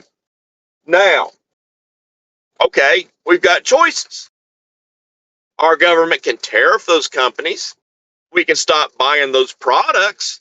What happens? You've already got kids that doesn't need to be working those jobs, willing to work those jobs for what? To put food in their bellies. That's why I work. I like to eat. You know I like to eat. So I work my ass off because I like to eat. No, I'm all with you 100%. But like he said, he's 18 and he's still living at home. So I don't So think he has to it's worry like about food. so it's like in my mind, okay, our options. Our options are to continue this, let that just that's not our problem, or we tariff them or we boycott them. And then I have another option that is going to sound really, really awful. But do we just humanely euthanize them all and put them out of their misery? I mean, I don't know what he wants Because to do. starvation. Those countries need those jobs, and there's no other jobs for those people in those countries. So I don't know what he wants us to do about My that. heart pours out. My heart pours out for them. But I'll tell you what I'm not going to do is send our money over there with no return when we've got our own problems to deal with here. And once we get our problems dealt with, hey, I'm all about helping other countries. But that's not where we're at right now. MAGA parasites. Should we remind these Democrats who takes the majority of the welfare? Oh my gosh, you blew my mind with that. You got the most educated group of people are Democrats. They are also the largest demographic for welfare recipients. That blows my mind. That just tells me that Democrats do not allow their education to get in the way of their stupidity. They are dedicated. I've never seen nothing like it. Yeah, I've never seen nothing like it either. I'm curious if that guy's actually going to call me back or just disappear altogether. I have to admit, okay, even though he says he's 18 or 19, when I saw it, I swear up and down, I thought he was like 14 or 15. He swears. He says he's in a college class. I know. I thought the same thing. On the same token, if he does really have this weak joint problem, I could see that being a part of I could see someone like him, somebody that's feeble, somebody that's underdeveloped, looks young for their age. I could see them having weak joints. He says he was born in 2008. That would make him 18. He could be. That's you. It's not like you can check out his driver's license. I mean, I tried to ask him for that. He says he doesn't have a driver's license. Because I wouldn't show. I'd have to back him on that. I wouldn't show my driver's license to nobody. And you know what? I take that back. As long as I blotted out my Social Security number, my driver's license number, and my mailing address, I would show my driver's license. But that'd be the only way. I don't think he was obese at all. I don't think he was an obese fella. He might have had a couple extra pounds, but he wasn't obese. Is that what he said he was? He was obese? No, these guys in the comment section keep saying he has weak joints because he was obese.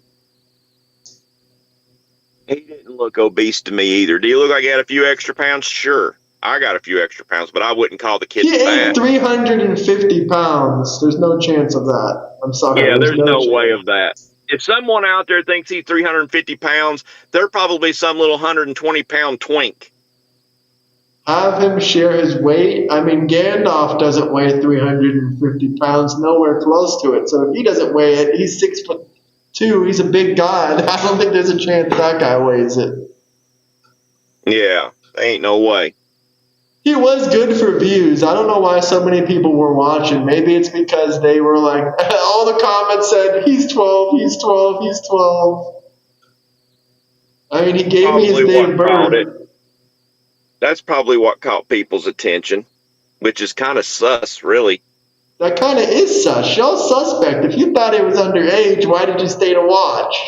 Y'all sus. Y'all sus. Nasty fucking Democrats. Man. And one of the comments said, oh, this isn't the first time MAGA has talked to children. Yeah, okay, sure. He's 18. If you think that's a child.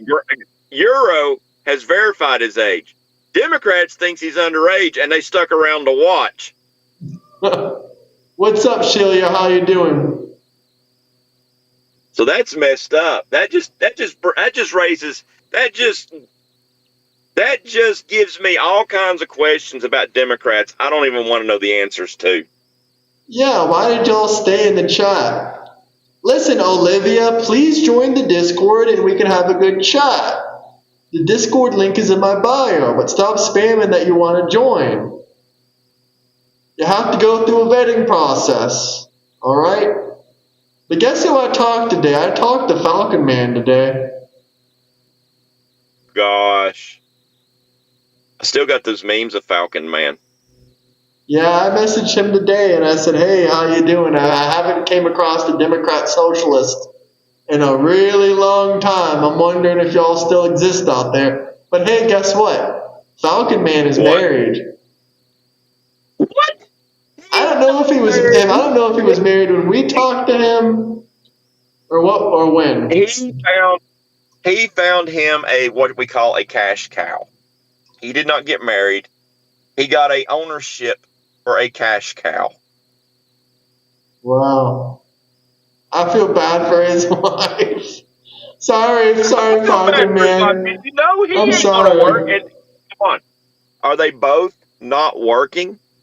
Well, Are they they can get both double the like going to welfare get to the money. chorizo? I don't Yeah, see I him just getting legally married anyway. Doesn't that cut your welfare money?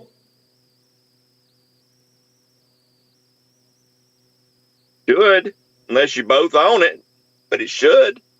Yeah, I was gonna say that's gonna cut his welfare money. Could cut it out. That's what I'm saying. I don't think I he's mean, legally married. yeah, I wouldn't think any. Oh God, you ever watch Norbert? No.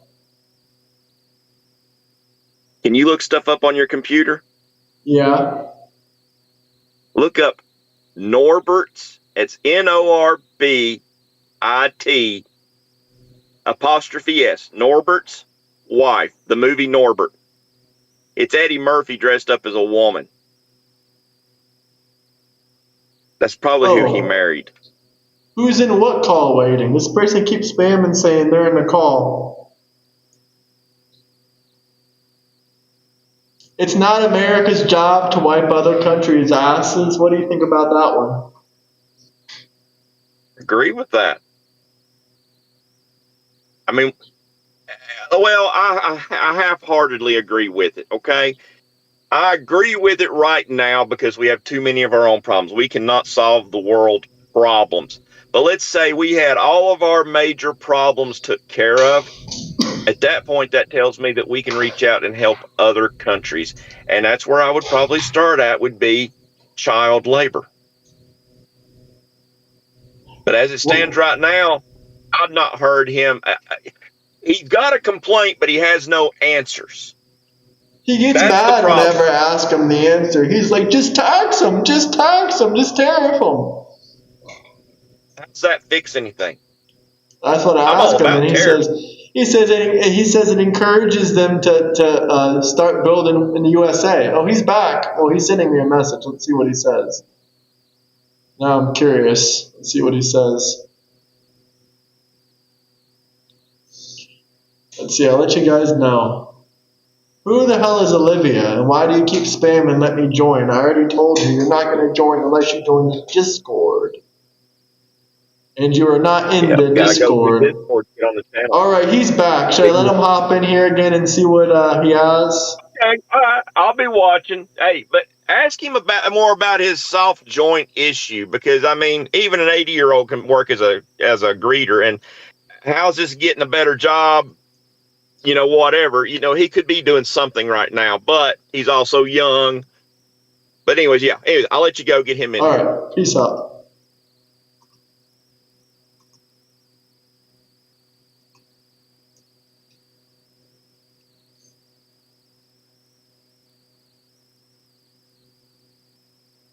We are calling, we are calling, we are calling. Is he going to answer? Do I really have to tell him? Answer? Question mark? Answer?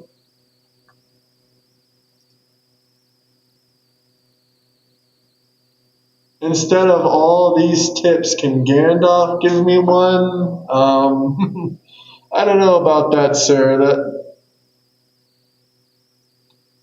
That seems like a little bit of a. He's busy getting spoon-fed by the propaganda machine. That's kind of crazy.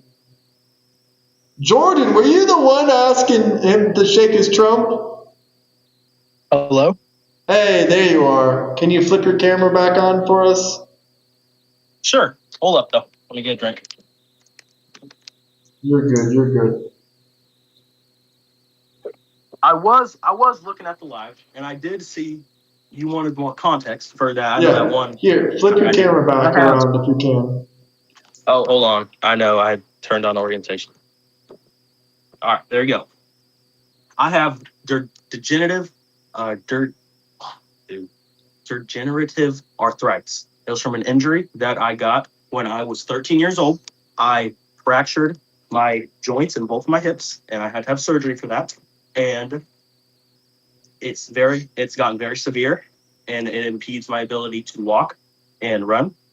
So that's more context on it. So how is I'm just curious, how is the your current situation with you're going to work in like a laboratory or something, or how is that going to improve your circumstance? I'm just curious.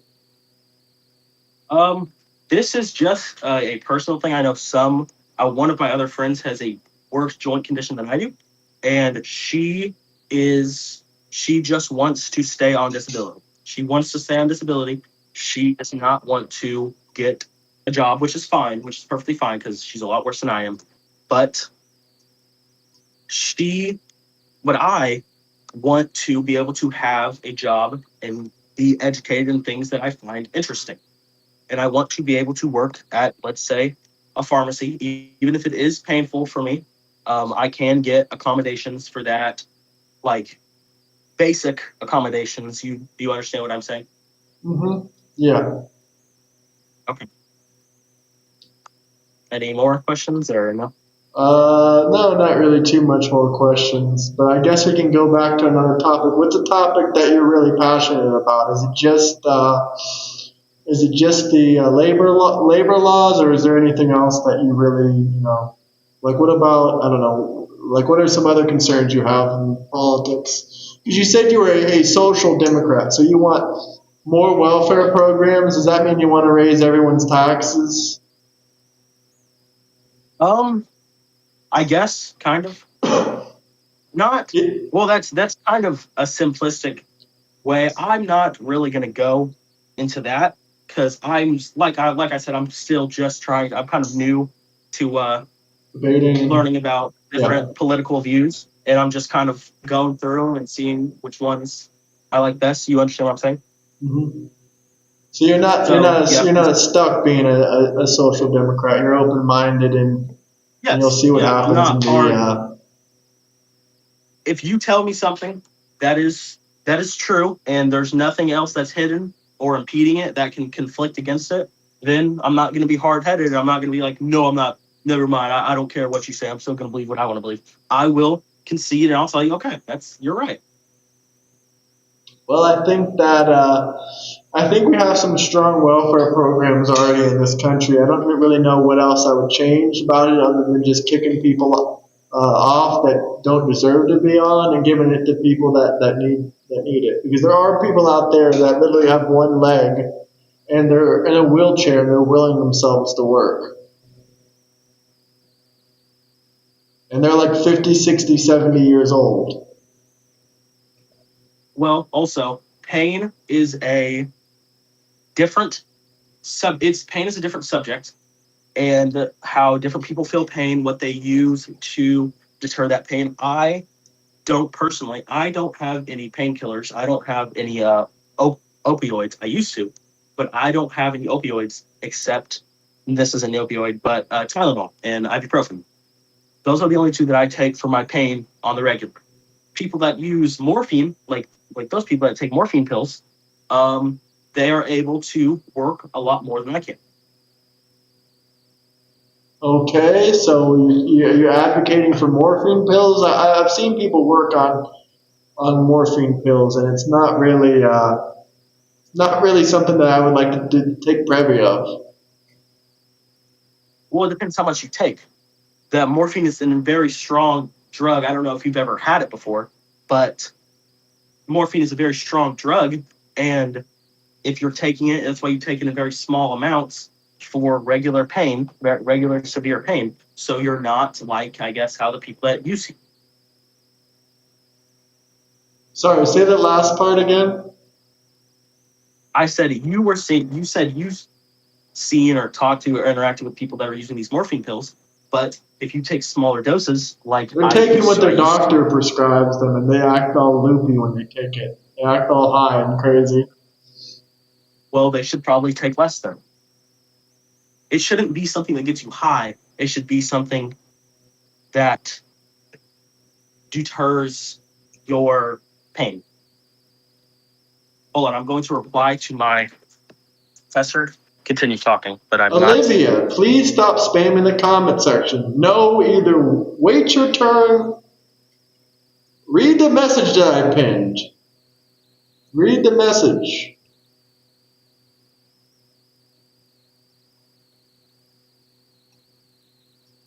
Degenerative arthritis from his injury is post-traumatic arthritis. I don't know how to say that word.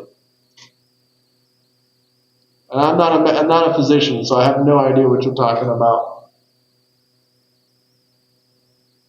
But guys, make sure you like and subscribe. Like and subscribe if you haven't already. But Olivia, you have to get vetted. Did you get vetted, Olivia? Let's see. I sent you a friend request. You never even accepted it.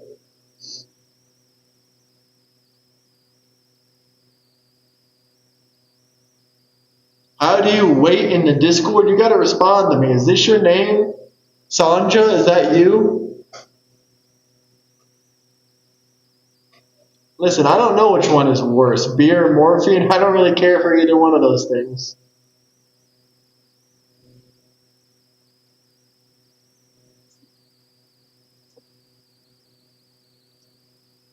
What are you talking about, Celia?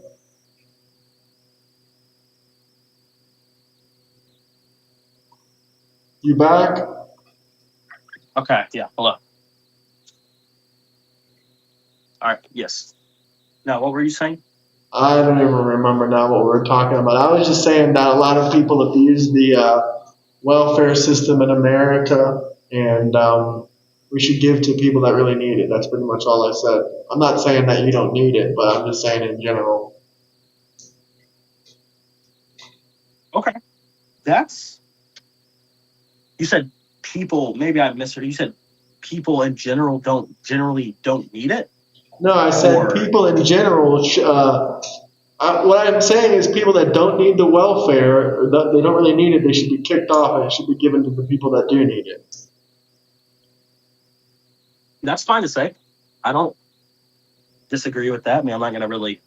Because there's 40 million Americans on food stamps, and we live in one of the countries with the highest salaries in the world. So, well, those high salaries are are those high salary, like those statistics with education included, or is that? It doesn't matter if they're with education or not education. We have some of the highest salaries in the world. With or without education, you can easily earn $100,000 a year in America if you're willing to do any job.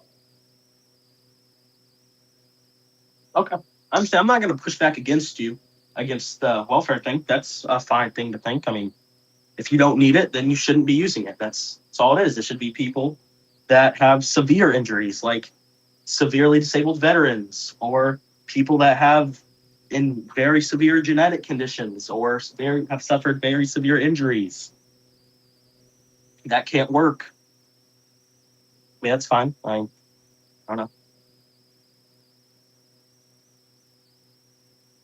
Let's see what they're saying. You don't give strong Tylenol to someone with blown off legs.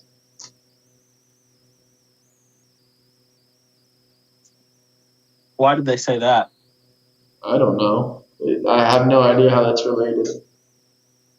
You don't have blown off legs, obviously. I do not have blown off.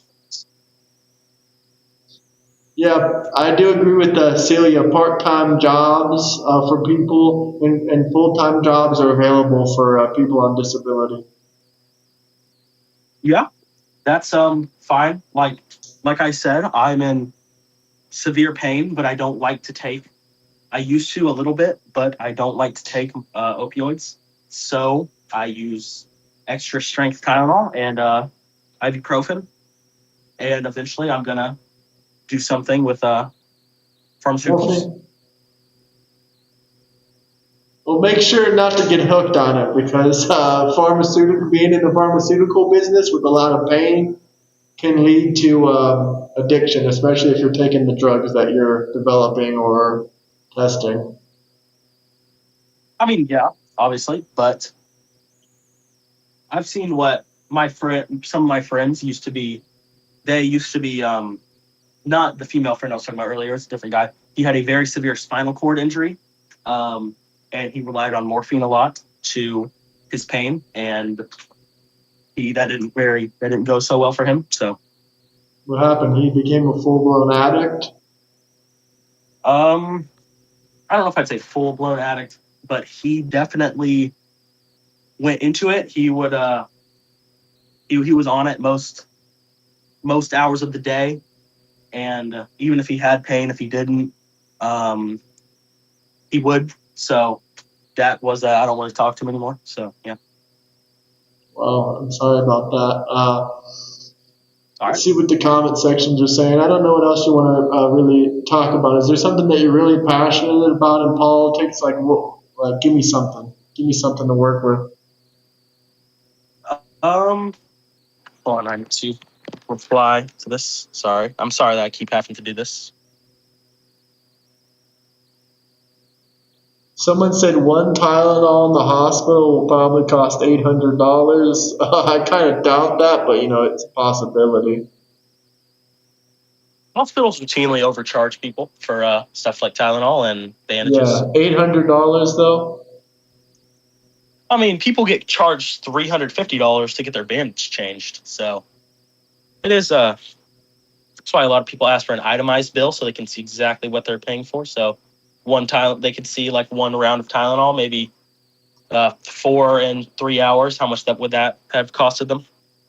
And it's not like this is some special Tylenol. This is like stuff that you can buy at a pharmacy or a grocery store if they have like a little pharmaceutical section. Yeah, the chat says stay away from oxycodone and fentanyl. I Don't don't. end up like I George Floyd. That would be a bad life. George Floyd was using the non-medical grade fentanyl. When I had to use fentanyl, it was the medical grade liquid version. Wow, so you use fentanyl? That's crazy. When I first asked him about it, I did ask like, if this is kind of crazy, and he was like, no, it is the medical safe version. So It's not the it's the medical George grade. Floyd version? I guess not. No.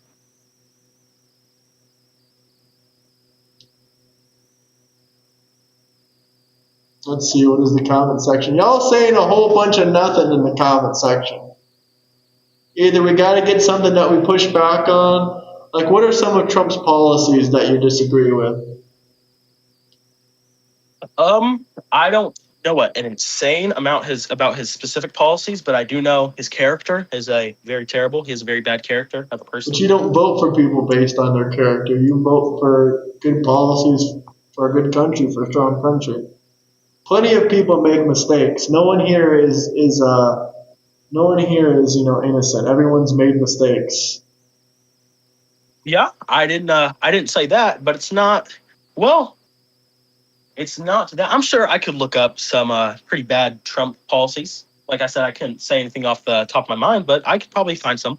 But yeah, generally, a character for me personally does go into accounting on who I vote for. It's not like if I found out this person stole some stuff from the grocery store a couple times before they became president. That's not really going to affect it. But I mean, Yeah, like but the if you charity care about scandals. the alleged, you said before you only want to deport violent criminals, but then when it comes to alleged financial crimes, you have a problem with that.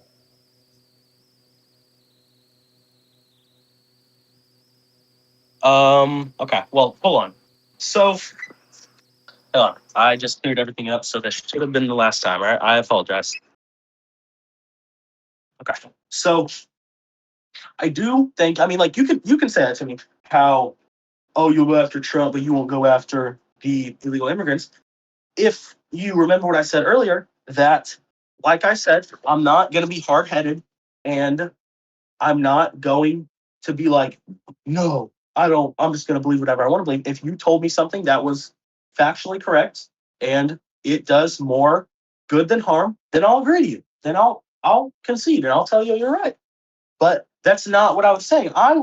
The part that I was mainly concerned about was the character of some of these ICE agents and how when people treat these illegal immigrants like they are inhuman, like they are not the same species, it increases racism towards people that aren't even illegal immigrants. And that's how racism towards Hispanics.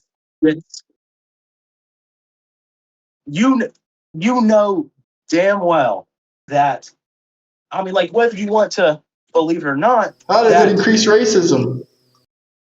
it creates unnecessary stereotypes that every Hispanic person is illegal. That's not an It unnecessary stereotype, and it's not every Hispanic. No one believes that, but there is a true stereotype that most illegals are, that illegals are Hispanic. Yeah, sure, but that's only because they brought that stereotype upon themselves because so many Hispanics came here illegally.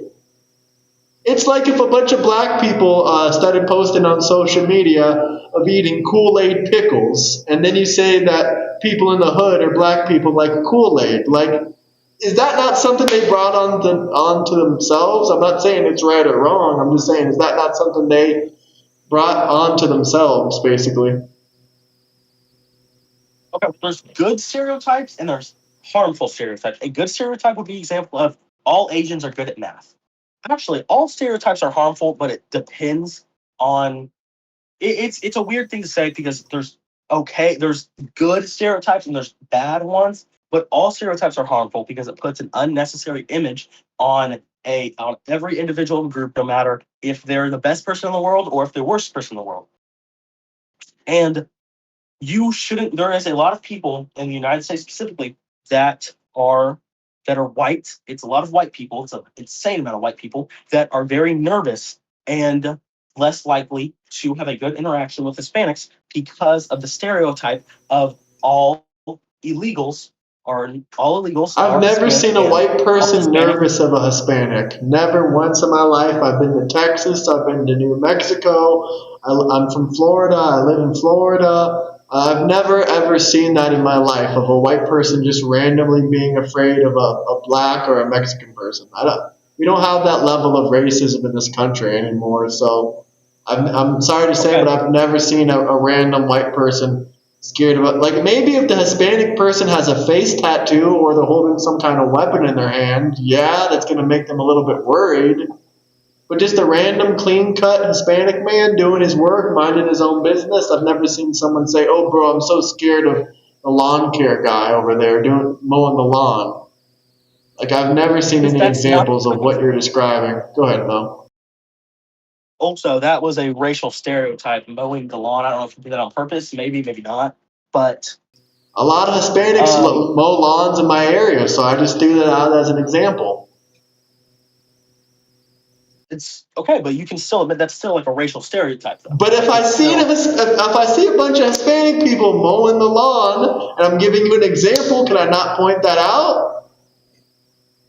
you can say, but you're not referring to anybody now. I'm talking about I'm it referring as a whole, and to you're my like, lawn care guy. I've oh, never they're seen gonna a white person if you go by see my if you lawn care guy and say, "Oh my God, he looks so scary." no, but it's dude, it's how do you not realize that it's different? That's like referring to an Asian person as generally have no idea and be like, oh well, they're just like sitting down doing some math on their calculator, or that's like a I mean, black guy running okay, around with a if you've gun. seen that with their own eyes, it's not racist to point out what you see. It's not stereotyping to point out with what you see. If a black guy knocks on I'm not your talking about the door and he's people in eating your chicken and area. watermelon, and I tell you I seen it happen, that's not stereotyping. That's what I saw. That's okay. First of all, you have not seen every Hispanic person in the United States I never said I mowing the lawn. did. I never said I Okay, but we're did. not talking about the people in your area. We're not talking about the people that you I'm see talking every about around day the country, who do Texas, your New business. Mexico. I've never seen anyone just randomly afraid of Hispanic people.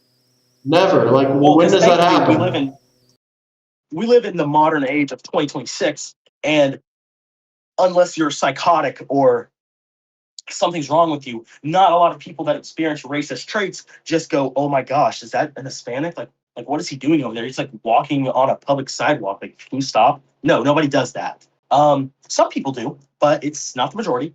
A lot of racism it's hidden racism. It's treating people with less respect based on the color of their skin. I've never seen that. You, I've literally never seen okay, that. well, Have you just ever because seen that before? Can you give me an you've example? never seen anyone be less included or had less opportunities because of the No. color of their skin. No. No, really. Have You've, you? you've never seen that. No. Oh, I've Yes. seen black. Yes, yes, I have. I've seen HBCUs, mostly black students. Does that count? I mean, it's a black university. I'm not saying white people can't go there, but mostly only blacks can go there. Does that count as exclusion for ethnicity and race? Or what about DEI hiring practices, where they mostly hire black, brown, and gay people? Is that exclusion? Like I'm kind of trying to figure out what you mean. Okay, well, DEI is so that people of other than the skin color of white, straight, and male can have more opportunities to get jobs. So Not they're not every smart enough to university, get the not, job by hold on, themselves. stop. Not every university is a solely black university. This is like saying when people say Black Lives Matter, they saying all lives matter. It's not the fact of being like, I don't find any issue with if a university wants to help more black individuals get into university and get educated, because there are some universities that So are that's biased racism against. then. You're disproportionately helping one group of people based on their skin color. That's literally what racism is. Who gets if Okay, let's think about this. If a black guy and a white guy sat down next to each other for a job interview and they had the same amount of credentials, they had the same amount of experience in a job, who do you think on average is going to be hired? Who do you think? I would say it depends. Is the employer a black guy? If he's a black guy, he'll probably hire the black guy. If he's a white guy, he'll probably hire the white guy. I don't know, but it's not always based on that. I don't know. I think black people can get employed themselves without a company receiving a tax credit. You said you think black people couldn't get employed if a company didn't receive a No, I'm tax saying credit? I think black people can get employed without a company getting a tax credit. They don't need DEI practices. They can get Well, a hired just part of like everyone else. a part of DEI is also equal equality in the workplace, which is like providing tampons and pads for women in workplace instead of having to bring your own, Well, they because shouldn't obviously have to. They shouldn't require that either. That's ridiculous. that is ridiculous. For let's say, yeah, we'll use Nestle again. Say like they have a big grocery store owned and operated, which I don't know that I don't think they do. I think they're just a product company. They might have like a child company that owns one, but say it's mainly them, and they have a lot of female employees, as most workplaces do. And obviously, if you know anything, which I don't know if you do, I don't know if you're ignorant, but periods can be late by normality 2 or 3 days, and in normality like stress and other health factors by up to 3 months. And let's say that um, you don't know when that's going to happen. You don't have a work bag, because a lot of jobs you don't just have a work bag for. I mean, like some do, some don't. But I would say that'd be okay if your company makes so much money a year to buy a box of tampons or buy 200 pads. Most companies already have that. I've worked several jobs, and none of them have had, DEI money, but all of them have already had those things in their workplaces. So I don't even think that's a big thing. That is a big thing because just like males, uh, females also deserve to be accommodated for things that they cannot control. And that if it was every day if it was every month on the same week, um, on the same day on like a Wednesday, then if they didn't bring a tampon or a pad, then that would partially be on their fault. But since it can be delayed so much and their cycle can be so influenced by other factors in their life, it is not. I don't think it's a huge deal for these companies that make so much money to go out, spend some money. Most of for them the already happiness do. Even of small their- companies do that. Even if You I said grant what? you that this is a good policy, most small businesses already do this without DEI, and this is a very small part of DEI. Hiring people based on their race, ethnicity, and sexuality is a form of discrimination, and that's literally against what Martin Luther King stood for, and that's against the Civil Rights Act altogether. So, You're thinking this as in everybody is equal, and everybody has been equal since the beginning of time. And now that we're all modernized, we have iPhones and we have I'll just everything say under the they've been sun. equal since segregation ended. I won't even say since the beginning of time. No, they've been, dude. How hard is it to understand the difference between law racism, like government systematic racism, and like individual racism? Because obviously, since then, like Okay, there's now, plenty of you can't black just racist tell people somebody, too. you can't just tell somebody, no, I'm not going to hire you because you're black. But if they don't hire you, if they specifically choose to hire white people, predominantly white people, then that is a form of racism. It's Like, not a form of obviously, racism. If you want to hire someone, you can hire whoever you want. The government shouldn't be telling you who to hire. And if you have DEI practices and it forces you to hire one black person or one woman or one gay or one trans, then basically you're hiring people based on their ethnicity instead of how good they are at the job. this also, black communities are primarily more poor, correct? Right? This There's isn't like more a, poor white people in America than there are black people. There's more poor white is there? neighborhoods than there are black neighborhoods. Can you send me a statistic for that one, I please? mean, 60% of the country is white and only 12% of the country is black. So you can just figure that out with those numbers. But I can give you raw Okay. numbers right now. How many white Americans are poor versus black?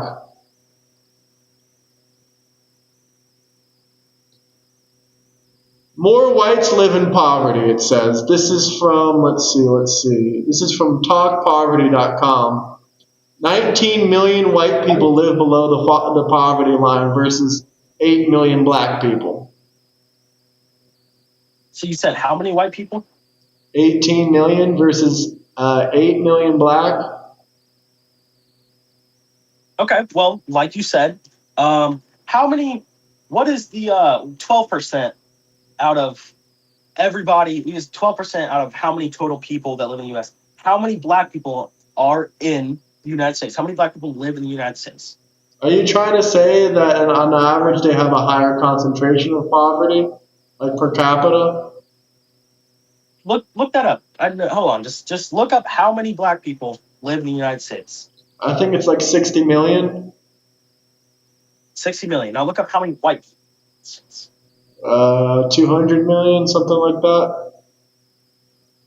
Okay. So do you see how it's a different thing? Like you see how that's a little different? No. Yeah, there's less black people. What's your point? I think black people are so intelligent they don't need to be hired as a DEI hire. They can do it by themselves and get the jobs Okay. they want by Well, themselves. They don't need government support to get jobs. so I'm not gonna say it's what you're doing because like I don't know what you're thinking, but are you like denying individual racism? Like is that like are you like denying that No, I never denied individual individual racism? racism. I said that companies will hire who they want. DEI never stopped that in the first place either. All DEI did was, and by the way, DEI doesn't just mostly help black people. The number one recipient of DEI practices is white women, then black women, I'm not then black men. So actually, if you I'm really not don't saying care that. about fighting racism, this isn't even the right way to go about it because it mostly helps white women. I'm saying this. Okay. Well, women, black men, Hispanic women, everybody that isn't white is more likely to be marginalized and discriminated against than white people. Can you agree against that? Like, Probably not. probably not. No, probably not. Probably not. Okay. So White obviously people are you're white, racist right? against other types of white people. And then we have blacks and Hispanics that are racist against us. And then we have people that are racist towards the Jews. Then we got people that are racist towards Russians and Ukrainians, Irish, Italian. So no, I wouldn't say that, black people are some kind of big victims in America. I wouldn't put it like that. I'm not saying that every single black person ever is this poor being and they just need DEI to get a job or nobody's ever going to get a job. But I'm saying equalize the it helps equalize the percentage of black people that are in a workplace versus white people that are in a workplace. Okay, so what if you live in a neighborhood that's 99.9% white? That's different. Well, then you're still going to have DEI practices. Then how are you going to get a black man? You're going to ship him in from another state? Okay. First of all, some of these do they not get exceptions between and don't say like DEI was I'm never not mandatory. It's just a tax deduction that you get. no, I'm saying that you don't have to, like I said, if you live in a neighborhood that's 99% black and the one black guy that lives there by himself has a different job, then there's nothing you can do about that. There's nothing you can do about that. But if you live in a community that is like 50 black men and 50 white men, then everybody should have an equal opportunity. There should to help prevent, like I said, nothing ever is like 100% a stop, but it helps What if prevent. black people in the Right? neighborhood are not good at prevent. that specific job and you're just hiring them to get tax deductions? What did you say? What was that first part? What if you're in an area where black people don't have the skills necessary for the job? Should they just be hired anyway to get those tax credits? Because that's what you're incentivizing. You're incentivizing for white men to lose jobs to black men that might not have the same kind of qualifications because they're going to get a tax credit for that business. That is not what I'm saying. If somebody, no matter what their skin color is, if you say like I want to go be a doctor, if I want to be a doctor and this black guy wants to be a doctor, but I've went through med school and he's watched a YouTube video on how to perform a surgery on a frog, I'm more qualified than he is, and he isn't getting rejected based on his skin color. He's getting rejected based on he hasn't been in med school. But if it is, like I said earlier, if it's me and a different guy, if a white guy, me, and it's for black guy, and we have similar capabilities of the same job, and only white guys get hired against these people that have went to school and have done the same, close to the same internships that other white people have, and it's only white people, would you say that there has to be some sort of racial bias? Obviously, No, because the black person could be very argumentative and they could not be agreeing with the coworkers and they could have very different personalities that don't mix with the rest of the team. Education is not the only thing that employers look at when they're hiring you. I know. If there's a job that holds 100 people and I'll just describe it. Let's say it's like a med job, like it's a medical job, and some people have obviously you have to go to med school, so everybody's went to med school, but everybody's done different internships. Everybody has different personalities. Everyone is different. Some are bigger, some are slimmer, some are shorter, some are taller, but it's 50-50 overall between black and white. And this isn't like we're not going to do like coincidentally all 50 black people are so argumentative they can't get along with their team. But if that job hires mostly, let's say like 45 white people and 50 black people, or not 45 black people, 5 black people, then it would come out to 50, and there would be some underlying racial bias to that. No, I would say no. What if the work hours don't work with the black person? There's going to be some. No, that is not what it means. That's not what it means. What if the work hours don't work with the black man and his family? What if the black man is argumentative? What if the black man's personality doesn't fit for the job description? What if the black man only wants to work 20 hours a week or 30 hours a week? There's a bunch of other scenarios. You're not making it very nuanced. You're either saying you hire 50 black employees and 50 white employees, or you're racist. Like, it's much more nuanced than that. Much, much, much more nuanced. But in this scenario, I'm not talking about, because you could say like, oh, like I said, don't say coincidentally all these like 95% of these black people are so argumentative and they can't work well with their coworkers. I said don't say that, because that's not part of this scenario. Obviously, personality comes into a play. Okay, work hours. Work hours. Physical capabilities. There's a lot of nuance to the subject. How about this? We'll just make it like this. This should be, in my opinion, a pretty straightforward thing. If let's say same thing, 50 blacks, 50 whites. If that job, like I said, same scenario. Some people, they're like some people thinner, bigger, shorter, smaller. Everybody's went through the same type of school, gotten the same education. With everybody's done different internships through different employers. Some better, some worse, and they've only hired white people. All 50 slots. What about availability? What about work hours? 50.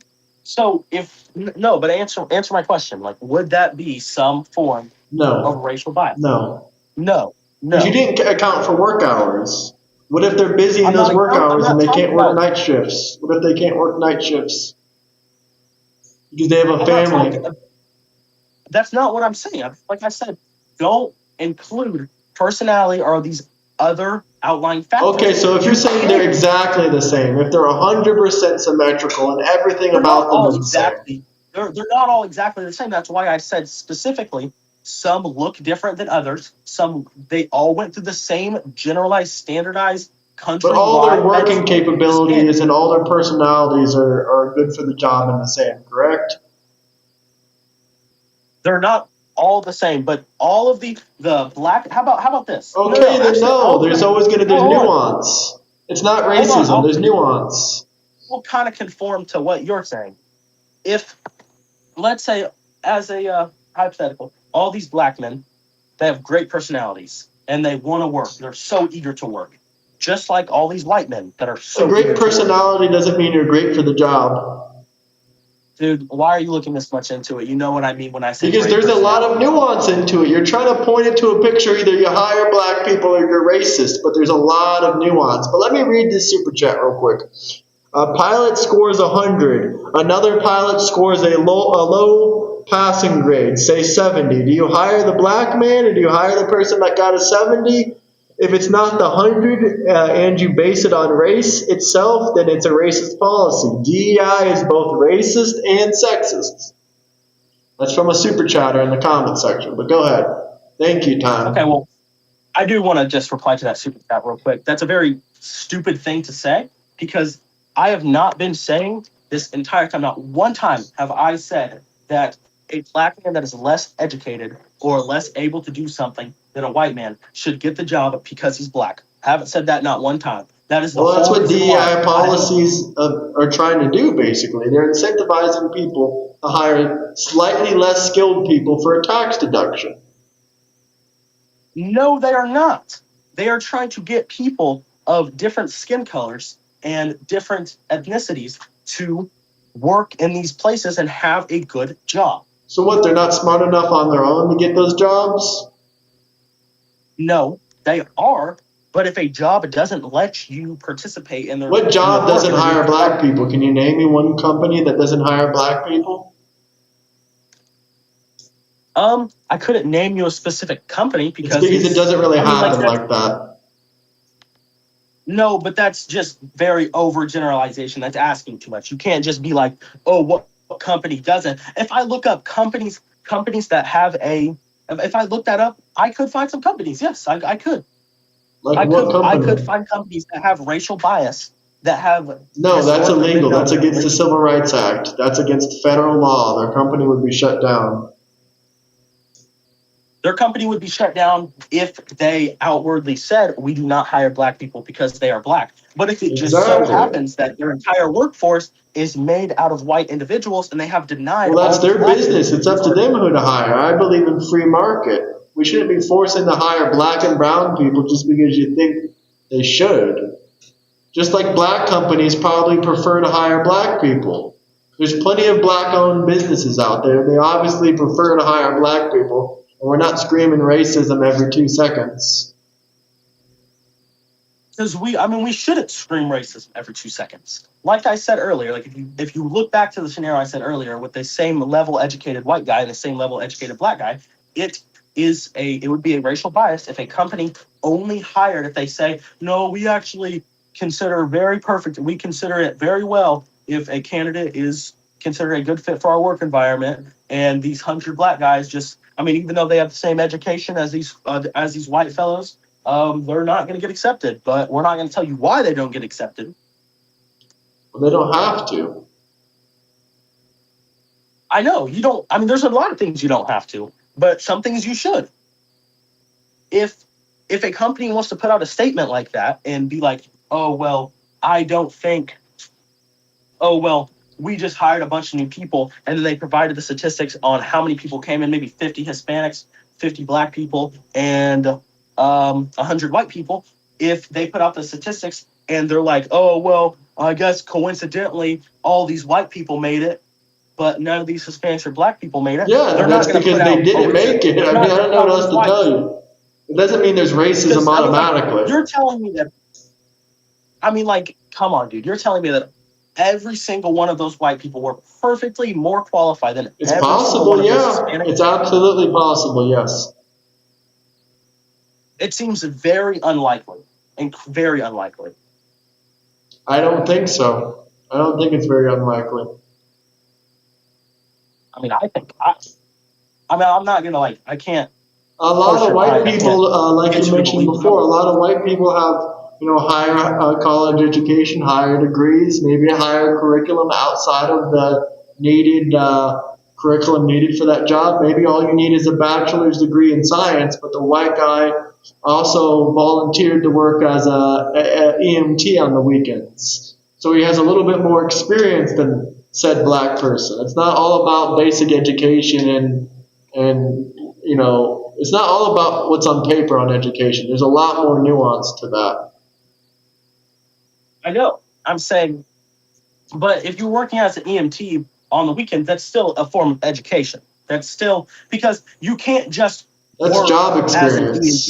You That's can't job just experience. go up to an EMT company and tell them I want to be an EMT. You have to take a course and a certification which makes you educated in being an EMT. That was probably a poor example. You got a point there, but that's not going to be college education. That's a course that they take. That's still a But form the of point education, is, though. everything on paper isn't going to be the same. Everything on paper isn't going to be the same, and it is And hard this to isn't distinguish happening in mass. whether, There's not a bunch of companies that you can name to me that are only hiring white people or white only companies. It's kind of rare, actually.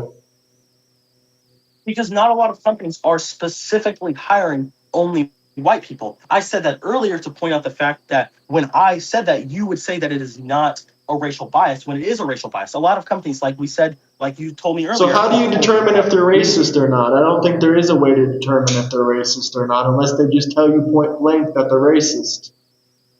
dude, you can say that for everybody. You can say that for every individual person. If I am talking to a black guy and And you use a if I'm bad actually, no, word. if I'm talking to a white guy and this black guy walks up to me and if I look really disgusted at him, like I don't want to talk to him, and then somebody walks up and I was in the scenario, I was being racist towards him. If somebody walks up and like, were you just not wanting to talk to him and looking like that because of the color of his skin? What am I going to say? I'm going to say, no, I wasn't. Why would I do that? Maybe you're having a bad day. It's not fair And I for could, people to make assumptions. I could say that he was acting erratic earlier, or I could say that he was giving me a look from across the room when he wasn't. But nobody can prove that he was doing those things. Nobody can prove that he wasn't. That can prove that he can. Exactly. So DEI practices don't even help that. DI practices do help that. There's no 100%. This is exactly what this company You is don't doing. even need to There's hire no- black people to get DEI tax credits, though. You can just hire a white woman and get the DEI tax credits. I'm not saying that, but white women are, before DEI, white women were more likely to be hired at places than black individuals or Hispanics or anybody other than white, because obviously people valued women a lot less, but they still had. I would actually argue that they value women a lot more for specific jobs. Some do, some don't. And especially we know that a lot of male hiring bosses really like to have attractive female employees around them. That still wouldn't. You should hire somebody off of their capabilities and not what they look like. And I know you're going to be like, "Oh, got you there. Oh, DEI, gotcha." DEI gotcha. DEI gotcha.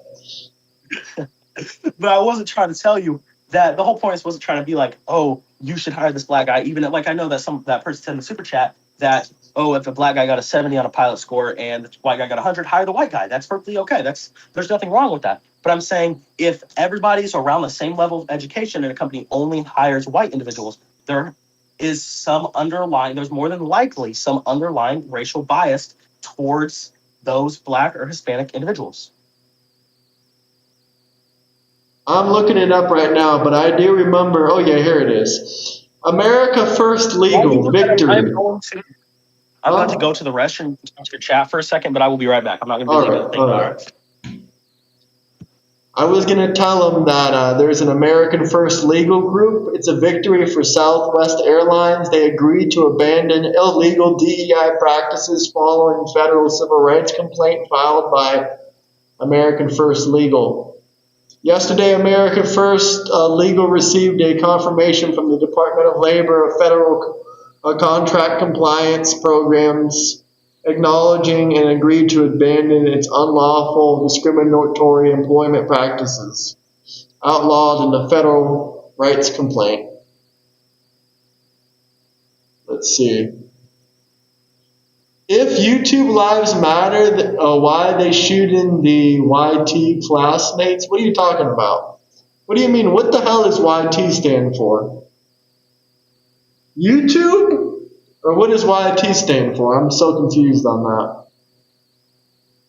Let's see. YT meaning. What's the slang mean? Video platform? Is that some kind of threat? I don't get it. I don't get your question. Do not get your super chat question at all. I'm confused. Kind of just sounds like a threat. I don't know. Oh, white but abbreviated? If white lives matter, why are they shooting white classmates? I mean, you want to talk about that. It's mostly white transgender people, but that's a whole nother topic. And there was a couple black school shooters, but we have to also realize that white people are like 60% of the population. So of course, most of the shootings in schools are going to be from white people. So, were you talking to a chat or a chatter? Or I was talking to another super chat that the guy said. He said, if white lives matter, why do white people why do they shoot their classmates? I don't really know how to answer that specifically. I know you said something about trans people. I think there hasn't been that many trans shooters over these past couple of years. Say let's just start the 2000s. Let's say 26 years. So, I think it's silly when people go after trans people for when they're like, oh, of course it's a trans guy shooting up a school. When there is hundreds. Well, trans people have a mental illness, don't they? No, I do not think they have a. Well, what about the DSM-5? Body dysmorphia or gender dysmorphia is a mental illness. Well, hold on. I guess in a technical term, it is technically a mental illness, but it's not in the way that people perceive it as. It is not this. It is gender dysmorphia, not being comfortable with your gender or wants to be a different gender. that is a lot different than, let's say, bipolar disorder or I agree with you. I schizophrenia. agree with you. But I want to respond to this comment too. I agree with this comment. White people do the majority of the school shootings, but black people do the majority of the shootings in general. And they're Is only that about based off 13% arrest? of the population, huh? That's from the FBI statistics. Is that based on actual crime in the like actual races of people that were shooting, or is that the arrest things? Because I know a lot of people say like it's like 56% of the If you crimes, look at the 13% of the conviction, population. they are more likely to be convicted for shooting than white people. Can you send me a statistic on that, please? Like Sure, some ad right now. sure. I mean, their violent Because crime is completely disproportional.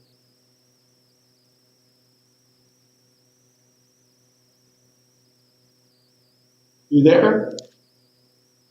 yes, sorry.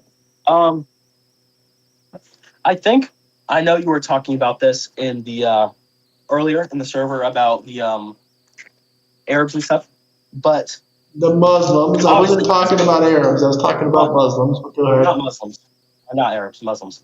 When you were, or somebody was talking about Arabs, but maybe wrong. It wasn't wrong. Um,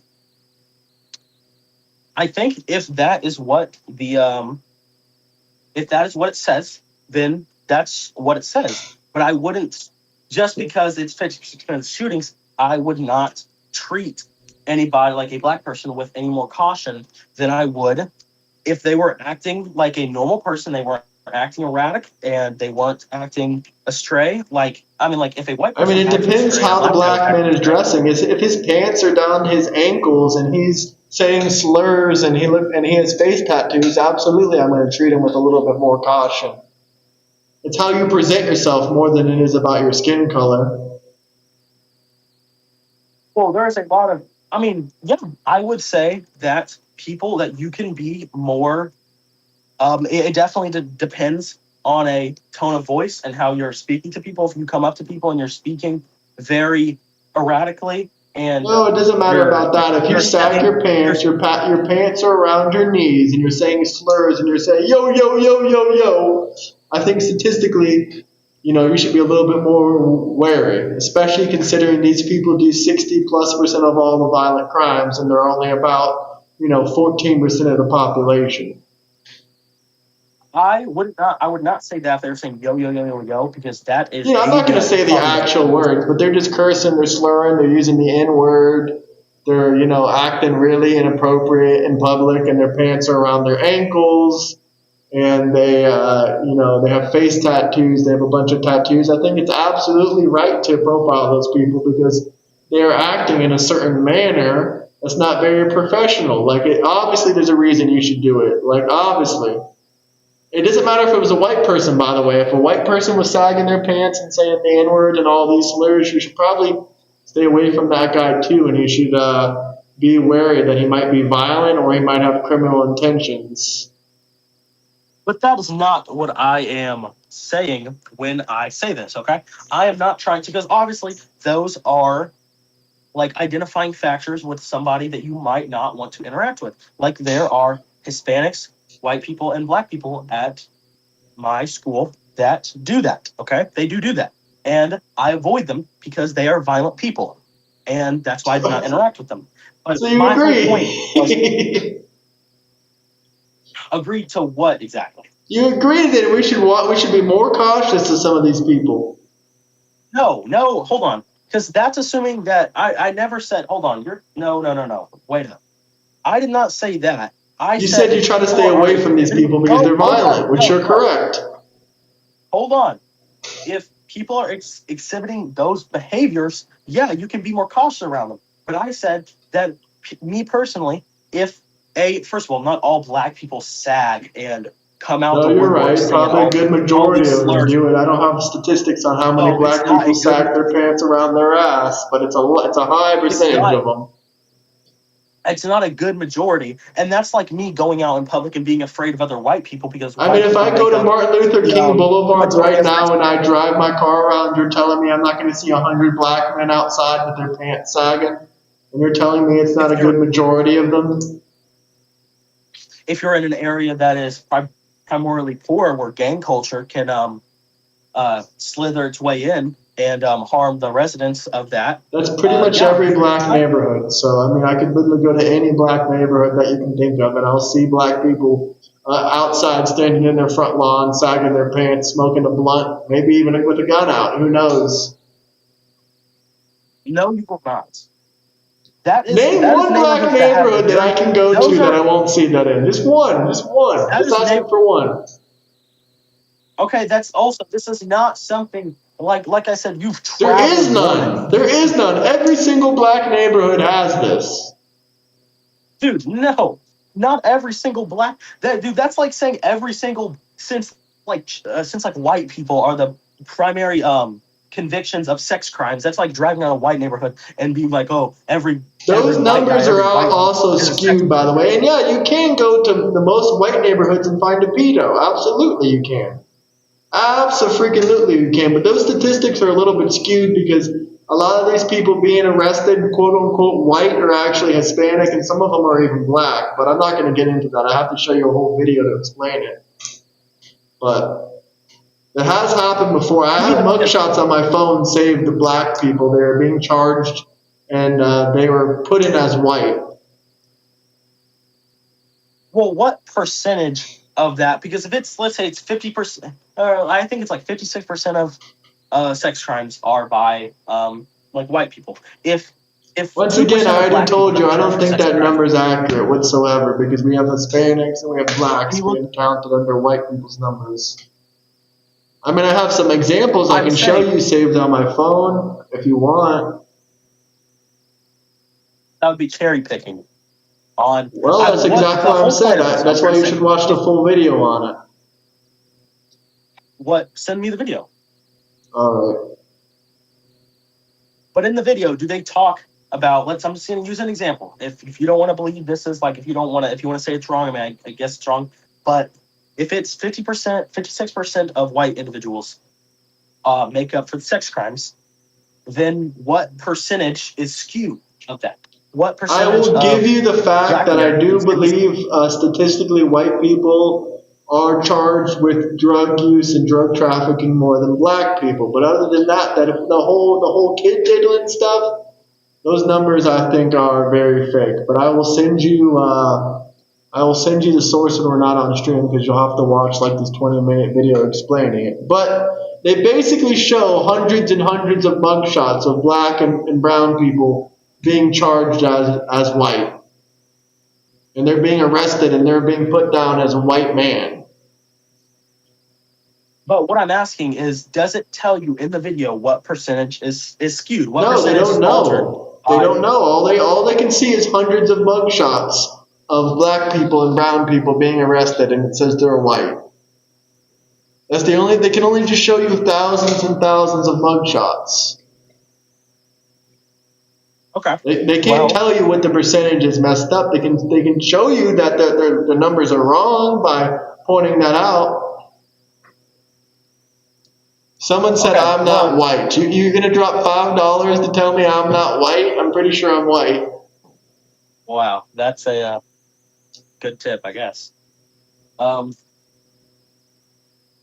I can't sit here and say, if you want to say it's skewed and it's skewed by this much, I don't think it's skewed by this insanely percentage. I'm sure if you can show that if there are this many mugshots of these individuals that are being labeled as a different race, that they're not. And when it does this, is it counting mixed race individuals or is it counting mixed race individuals? Well, all I can tell you is these people's skin color is not white. I base it based on skin color. Or even ethnic background. If both of your parents are Hispanic and you look like a white or tan color, you're not white. You're brown, you're light brown, you're olive color, but you're not white. And that's a good question. I don't know if mixed race people are counted towards white or black. That's a whole other problem. I don't know about that one. That's a good question. But like I was saying, because I don't know the full thing about it, and you don't either. So you can't sit here and try to tell me that We know they're skewed. We know they're not accurate. you can't say, well, no, you can't sit here and try to tell me it might not be fully accurate, but it has some level of truth to it. That a good amount, that the majority is white individuals committing these sex crimes. You can't say that it's not. You can say that the Okay, and you statistic can't is say skewed by that it. it's 15% of the blacks committed 60% of all the violent crimes and robbery, shootings, robbery and shootings, basically.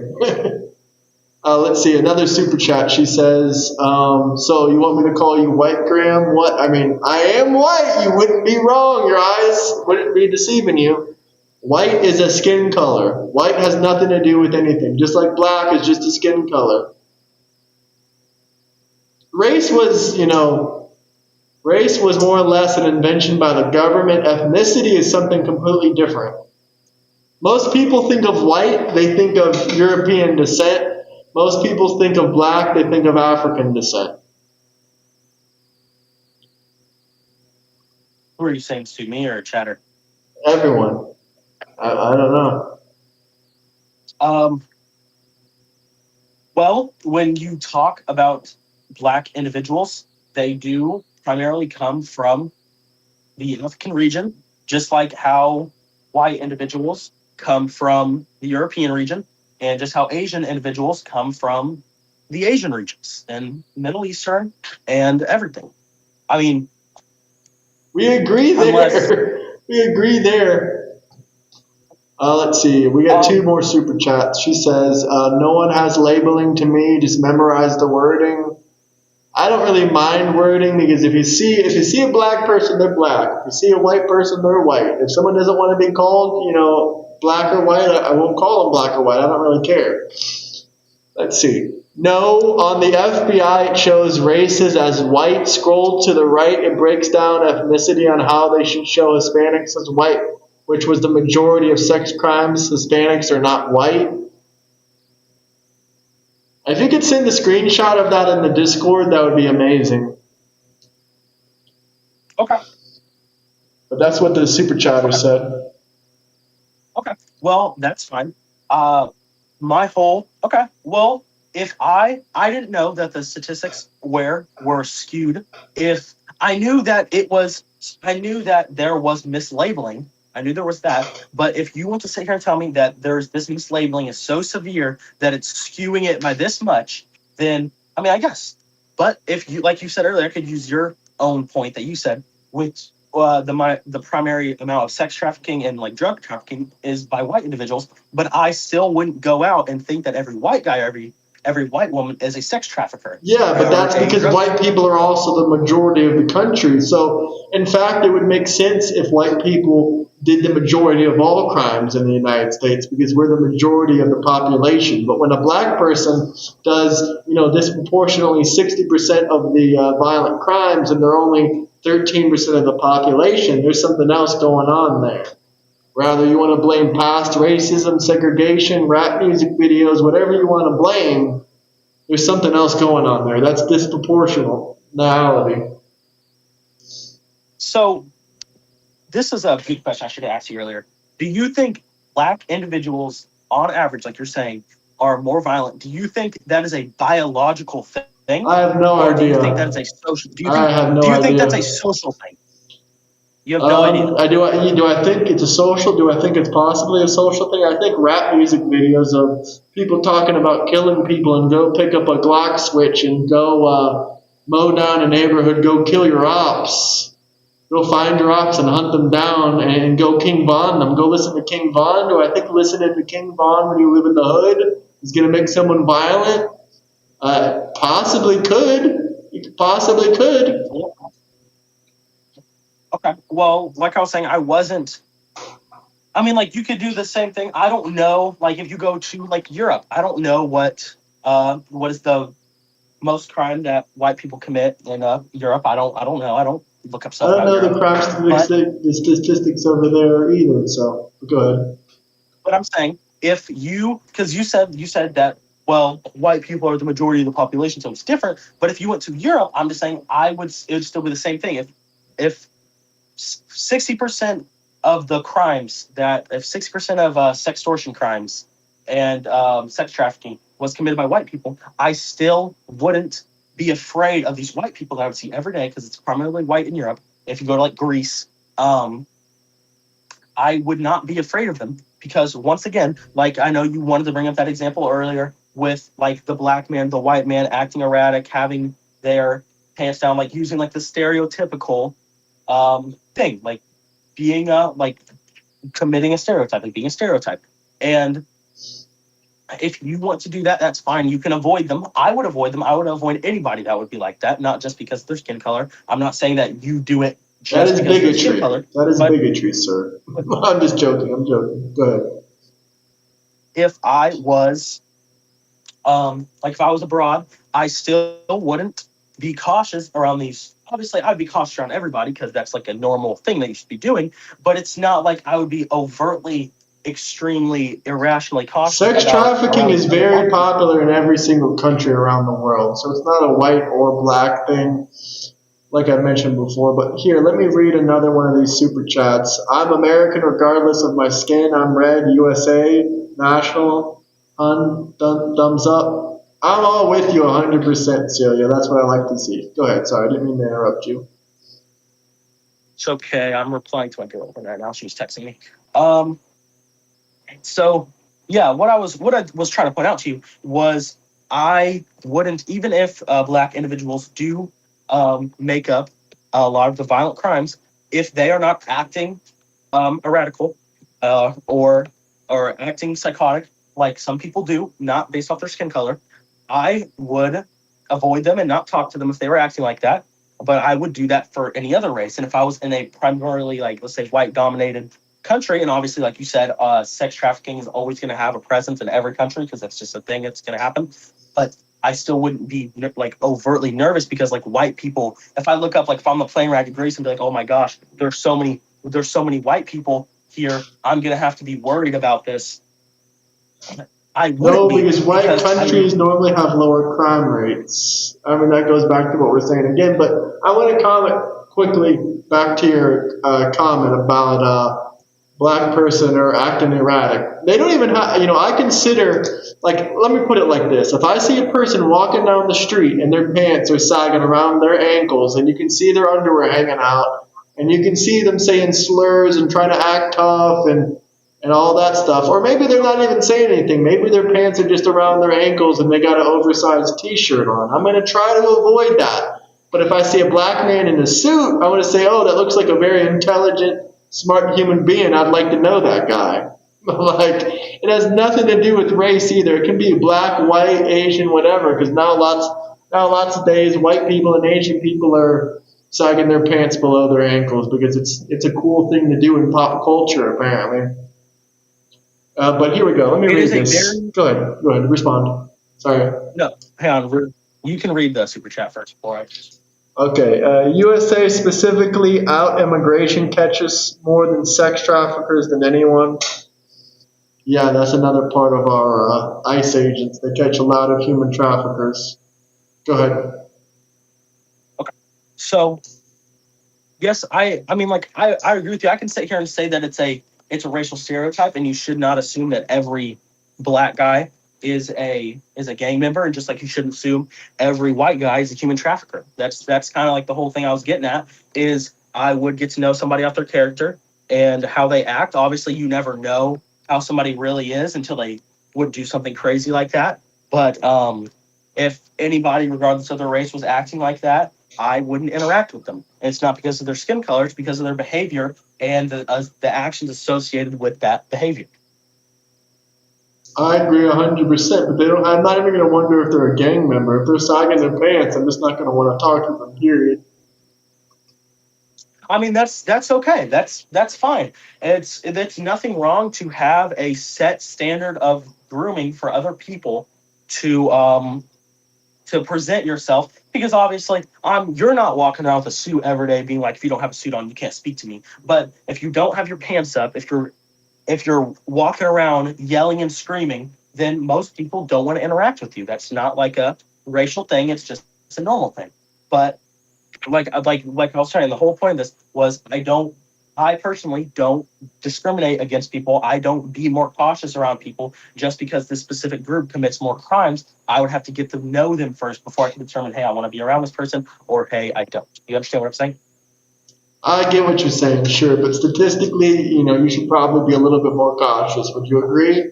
Just like statistically, you should be a little bit more cautious of white people trying to offer you drugs or trying to kid Well, diddle, I whatever guess you want to say. I guess statistically, but if you focus on the statistics only, I'm not saying that's you like got to looking mistreat at, people, just be more alert and be aware. I'm not saying you got to disrespect people. You can still respect everyone you meet until they give you a reason not to. but at the end of the day, what I'm trying to say is obviously I treat everybody that I meet like first in real life with the same amount of caution, and I wouldn't be thinking the whole time. The first thing that when I think when I meet this person is what crime does their race group commit most of the time, so I can I wouldn't determine be thinking what I about it. should. It would probably just click in my brain instantly. But if you're saying you need to be cautious around them for that specific reason, then it's a thought in your mind. And if it's not a thought in your mind, then you aren't thinking about it. Sure, it's prejudice. Everyone has a bit of prejudice, a bit of awareness of certain people. If they aren't doing the behaviors associated with Once you get to like know positive them, use, you like can treat them, you know. I wouldn't even say I prejudice. at least Maybe prejudice was the wrong word. I don't think everyone has prejudice because prejudice is an unfair opinion or strong feeling formed against a person or a group before knowing the facts. I think it is fair, though. If one group does the majority of the violent crimes, and you want to feel like, a little bit wary of the person. You don't have to disrespect them or distreat them, but maybe you want to feel a little bit wary of them until you get to know them. I think that's perfectly, informative. Just like if you want to do it to white people, if you want to do it to anyone, it doesn't matter based on race. But if you have your doubts and your worries before you get to know someone, sure, you can put your guard up and make sure that you don't get victimized. I guess. that's a fine way to think. That's how you think. But I'm just telling you, I don't like interact with people like that. That's not what goes through my mind. I associate everybody with being able to do any sort of crime as long as like there's no external disabilities, like Well, mental I think disabilities, everyone's, physical even disabilities. disabled people, I think, are capable of crimes. You come on, dude. You know what I mean when I say that I treat people on the same level of caution for specific crimes. Like a guy with no legs is probably going to be able to rate me a lot less than a guy with legs. So that's what I'm saying. When I meet a guy with no legs, I'm gonna be like, "Can this guy rape me?" No, I'm not. So that's not what I'm gonna be Well, thinking maybe about. not, but Um, I knew one guy that got his legs blown off. I knew this one guy that got his legs blown off. He used to be a cable man, and then he became a drug dealer. He would literally wheel out in his wheelchair out of his garage and give people drugs. So they can be well, criminals too. that It is sounds a funny, but it's true. We called the guy it's his nickname was No Legs. Obviously, that's for a reason. I wouldn't I wouldn't say obviously drug dealing isn't a victimless crime, but it's not a violent crime. It can be a violent crime, but it's not a violent crime. So if if he tries to offer me drugs, I just tell him no. I just be like no. And I mean, he can't force me to take them because he's not. If he I'm more holds you at physically capable. gunpoint and says, "Take these drugs, or I'm going to blow off your head," he can. Well, yeah, but that's like an external circumstance. If it's just him in his wheelchair and it's just me standing in front of him, I'm able to walk or run away faster than he can move in his wheelchair.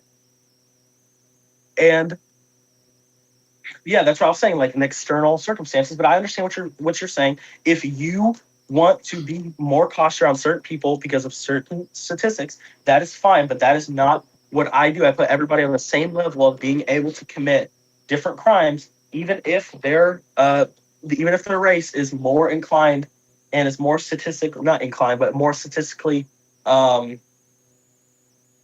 like present to commit that crime. I don't think of it like that. I put everybody in the same playing field unless any other like external circumstances, like having a gun or being severely disabled, like stuff like that. Do you understand what I'm saying? Plenty of disabled people can do crimes. I don't look at those people with any specialty. But this is a funny comment right here. It's not a super chat, but it's pretty funny. But I think it's more towards me than it is you. But they did say you. They said, "Oh, dude, can you imagine the guest working at your pharmacy? He's going to be thinking, white people take a lot of aspirin." Which also Okay. would be probably Now, true. I bet you white people take more aspirin than anybody else. they probably do. But like I was saying, I don't treat them any different, but I can say in my mind, hey, this guy is a lot less likely to perform an act of violence towards me and severely injure me than a guy with full physical capabilities. Like, is that correct? I mean, yeah, just like I can say, well, I can say, well, this guy's a white guy. He's probably going to deal me some drugs more than anyone else, right? I mean, you can think of it, but like I said, I don't think of people like that. That's not something that pops into my mind. I can understand the It depends on statistic the and circumstance. still. Like I said, if it's a nice person, it's a nice person. If they're well dressed, if they're put together, I'm not going to have any thoughts in my head about them being a bad person or a drug dealer, even though there's plenty of people that dress nice that are hardcore criminals. But it's just not something that comes to mind when I think of criminals. Well, I mean, yeah, this is at the end of the day, this is a very different topic on how you like treat people. Obviously, like I said, like for the millionth time, I treat people on the same level playing field. If everybody gets treated with caution, I don't specifically like think in my mind like, hey, this is a different like if this black guy's coming up to me like, oh, well, black guys are more likely to commit violent crimes. They're not more likely to commit violent crimes, but they're historically in the statistic, if they're correct, are more historically Well, men are also prone more likely to. to do violent crimes than women, so that's a whole other factor that's not even related to race. Well, yes, correct, but men are, whether this isn't even like any sexism, but men are able to commit violent crimes more because men are often in a more position of power. They are often physically bigger, physically stronger. They're able to fight a woman a lot better than that woman could fight that man. Obviously, there are circumstances, and there are men with lots of egos that think they could beat like the 150-pound high schooler thinks he can beat the number one women powerlifter, um, and it's just a little different. But those are So you specific agree then circumstances. that you agree trans women should stay out of real women's sports? Hold on. Wait, what? Oh, Trans where women did this shouldn't come be in from? real women's sports. Okay, I guess we're talking about this now. Um, if they have been taking the hormones for They'll never have the before they muscle take the mass as a hormones. man, though. They'll never have the same amount of bone density as a man. You can't change your density in your pelvis with hormones. Okay, well, hold on. Your bone density does, like when they take these hormones, your bones they do shrink by a little bit. Okay, and You sure before they about take like that? I think when interest. your bones are done growing, they're done growing. If you're a full grown adult and you start taking hormones, you're always going to have big hands, even if you're a trans Oh, woman. can you tell me what, like, I mean, there might be a statistic on this, there might not be, probably not. But how much do you think an advantage um, if a trans man wants to be in a women's sports and he had been taking You mean a trans HRT or woman? estrogen, if he had been taking for a trans woman, whatever, had been taking estrogen for let's say 5 years or to 5 to 10 years, they're gonna have a lot more masculine features. Whether they got the surgery or not, top or bottom, is irrelevant. Um, but do you think that like what is like the advantage? Like what is the overall like insane advantage increase if they have been taking the hormones from 5 to 10 years and they decided to enter in a race between five female athletes and then themselves? They're going to have bigger muscle What do you? mass and bigger bone density. estrogen lowers both of those things. Estrogen does not I might be change your wrong. bone density. Some of the chemicals in estrogen and HRT do make you smaller when you take Okay, it for a slightly, but you're prolonged still period going of to time. have, it says about 3%. So you're still going to have the same bone density as most men. Okay. So, okay, hold on. Also, look So at let's this. I don't know say, if you can see my screen, but we also have this MMA fighter here that's a trans woman. And if you look at any of her fights, his fights, whatever you want to call it, you can see that it looks like a man. Like, well, then I look at think this they're, photo without the makeup. Look at the face if you zoom in. That looks like a man. are you sending this to me? Or I are mean, sure, I'll you, send it to you. Hold on. Give me a second. so would you say that there should need to be uh, there should be different physical, like there should be a physical requirement for it? Because obviously, I think, Also, men have a I think higher that aptitude to take pain. They can take if more that pain man, than women. if that man, oh, you said what? Men can handle more pain. They can handle more physical pain than women.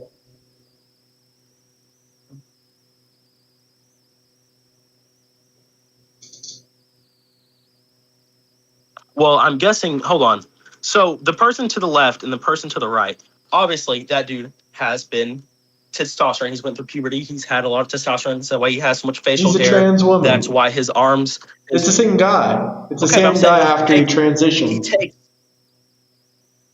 Okay, but he's been taking these hormones, which makes him look like that.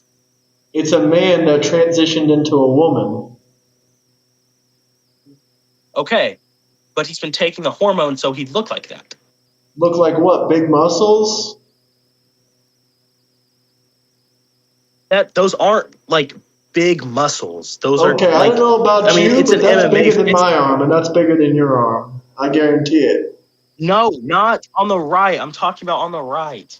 On the right, Like yes, I'm post talking about on the after. right.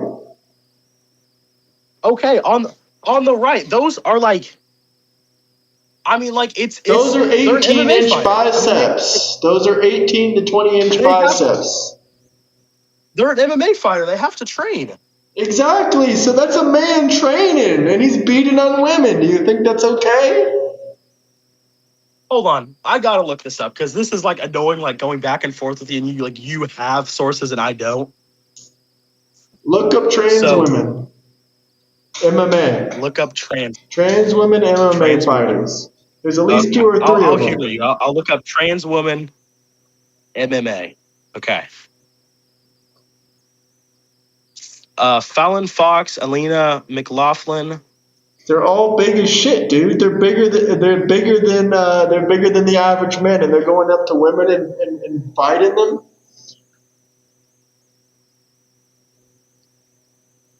These people do not. These people are not bigger than the average women. They're about the average woman's size. So an average woman has 20-inch biceps. I did not know an Look at average this. woman looked like this, guys. I'm sorry. I did not know the average woman looked like this. Apparently, this is what the average woman looks like. Completely average, regular, normal. Just 20-inch biceps. No biggie.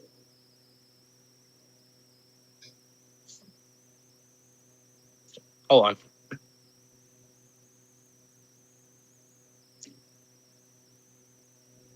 Well, the average male bicep is 13 to 14 inches, and the I'm average telling you, female this bicep. person's biceps are bigger than the average man's biceps. Of course, it's going to be bigger than the average woman's biceps. Ages 20 to 29, 13.3 to 13.5. He was in the And military. He was in the freaking military. Of course, he has big biceps, and now he transitioned to a woman. That way, he can be. He was like one of the world champions of MMA for women, and he was a trans. I did. Okay, well, I'm saying, did that affect his fighting capabilities? Like, did that Yeah, he's make him fighting weaker weaker? opponents. If he was in the men's MMA, he would not stand a chance. He would be a small guy in the MMA of men. Or he'd at least be I'm saying, allowed. Go ahead. they should. Okay, first of all, they should have stricter MMA fight classes and rules. Because I mean, like, I can sit here and say that trans people should be able to interact in the sports that they want, but with standards. Because I don't think that women that aren't, as this person's already went through puberty and got all the testosterone and have been time like he was in the military. That's a bit of a cherry picked example, because like you said, he was in the military, so he has all this training from him, so he is bigger. Should any men He be is able to go into women's sports? Because being trans, there's no qualifications. Anyone that says they're trans is trans. That means I could be trans. Well, in this specific situation, I don't think that's right, because he's been in the military, and Exactly. So he's you bigger. agree this He person should has not be fighting in women's MMA. That's a big ass bicep. That is a 20 plus okay. inch bicep right there. You can say, but that's just an uneven class. That's not the It's right based class. on weight, though. It's based on weight. It shouldn't just be based on weight, though. That's the thing. It should be based on do you agree to gender and that? weight. I agree. I don't think it should be. There should be more physical. Okay, what about the fact that abilities. men can take more physical pain than women? Well, let me think. Does estrogen affect that? No. That's something in You your looked this up. brain. It does not. I know estrogen also alters your brain. Well, it's not going to alter this factor. Have you looked it up? I'm not going to say that you're wrong, because I don't know. But have you looked it up? I mean, I haven't seen any data to say otherwise, but here. Hold on. I will. No, it's not just hormone levels. That's what it says. It's not just hormone levels that cause this. Estrogen does not just raise or lower pain uniformly. That's what it says. Now, if you're having a massive hormone dump, it can create some sensitivity. It depends on how much estrogen you take. But this more has to do with the nervous system and the immune cells to response and number of nerve receptors. Estrogen levels and their influence affect pain sensitivity. For example, transgender men lowering estrogen or starting it can change how the body perceives chronic pain, headaches, and Transgender muscle men aches. take testosterone. They don't take estrogen. Transgender Not estrogen, women but take estrogen, sure. not estrogen. None. Well, we've been talking about men and women's sports. Yeah, so we're talking about trans women, not trans men. Trans men are women transitioning to be men. That's what I meant.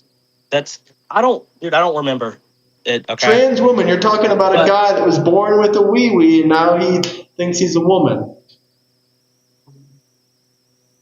Yes. And okay, yes, so basically I mean, it's more based on the nervous system than hormones, correct? Testosterone reduction. Testosterone often acts as a natural buffer that lowers pain sensitivity. Lowering it through hormone therapy removes this protective effect. It doesn't Estrogen remove it. can It's regulate. mostly based on nervous system than it is. It's based on your nerve receptors. Hormones have a very small part about that. Where is that telling you from? And trans women still, on average, have higher, testosterone in their body. Said what now? I did not hear you. I'm sorry. I said the nervous system, and most of them still have more testosterone.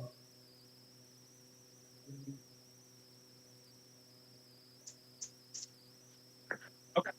Well, like I'm saying, I mean, I guess you're correct. I mean, I'm not going to sit here and be hard-headed and tell you that you're not.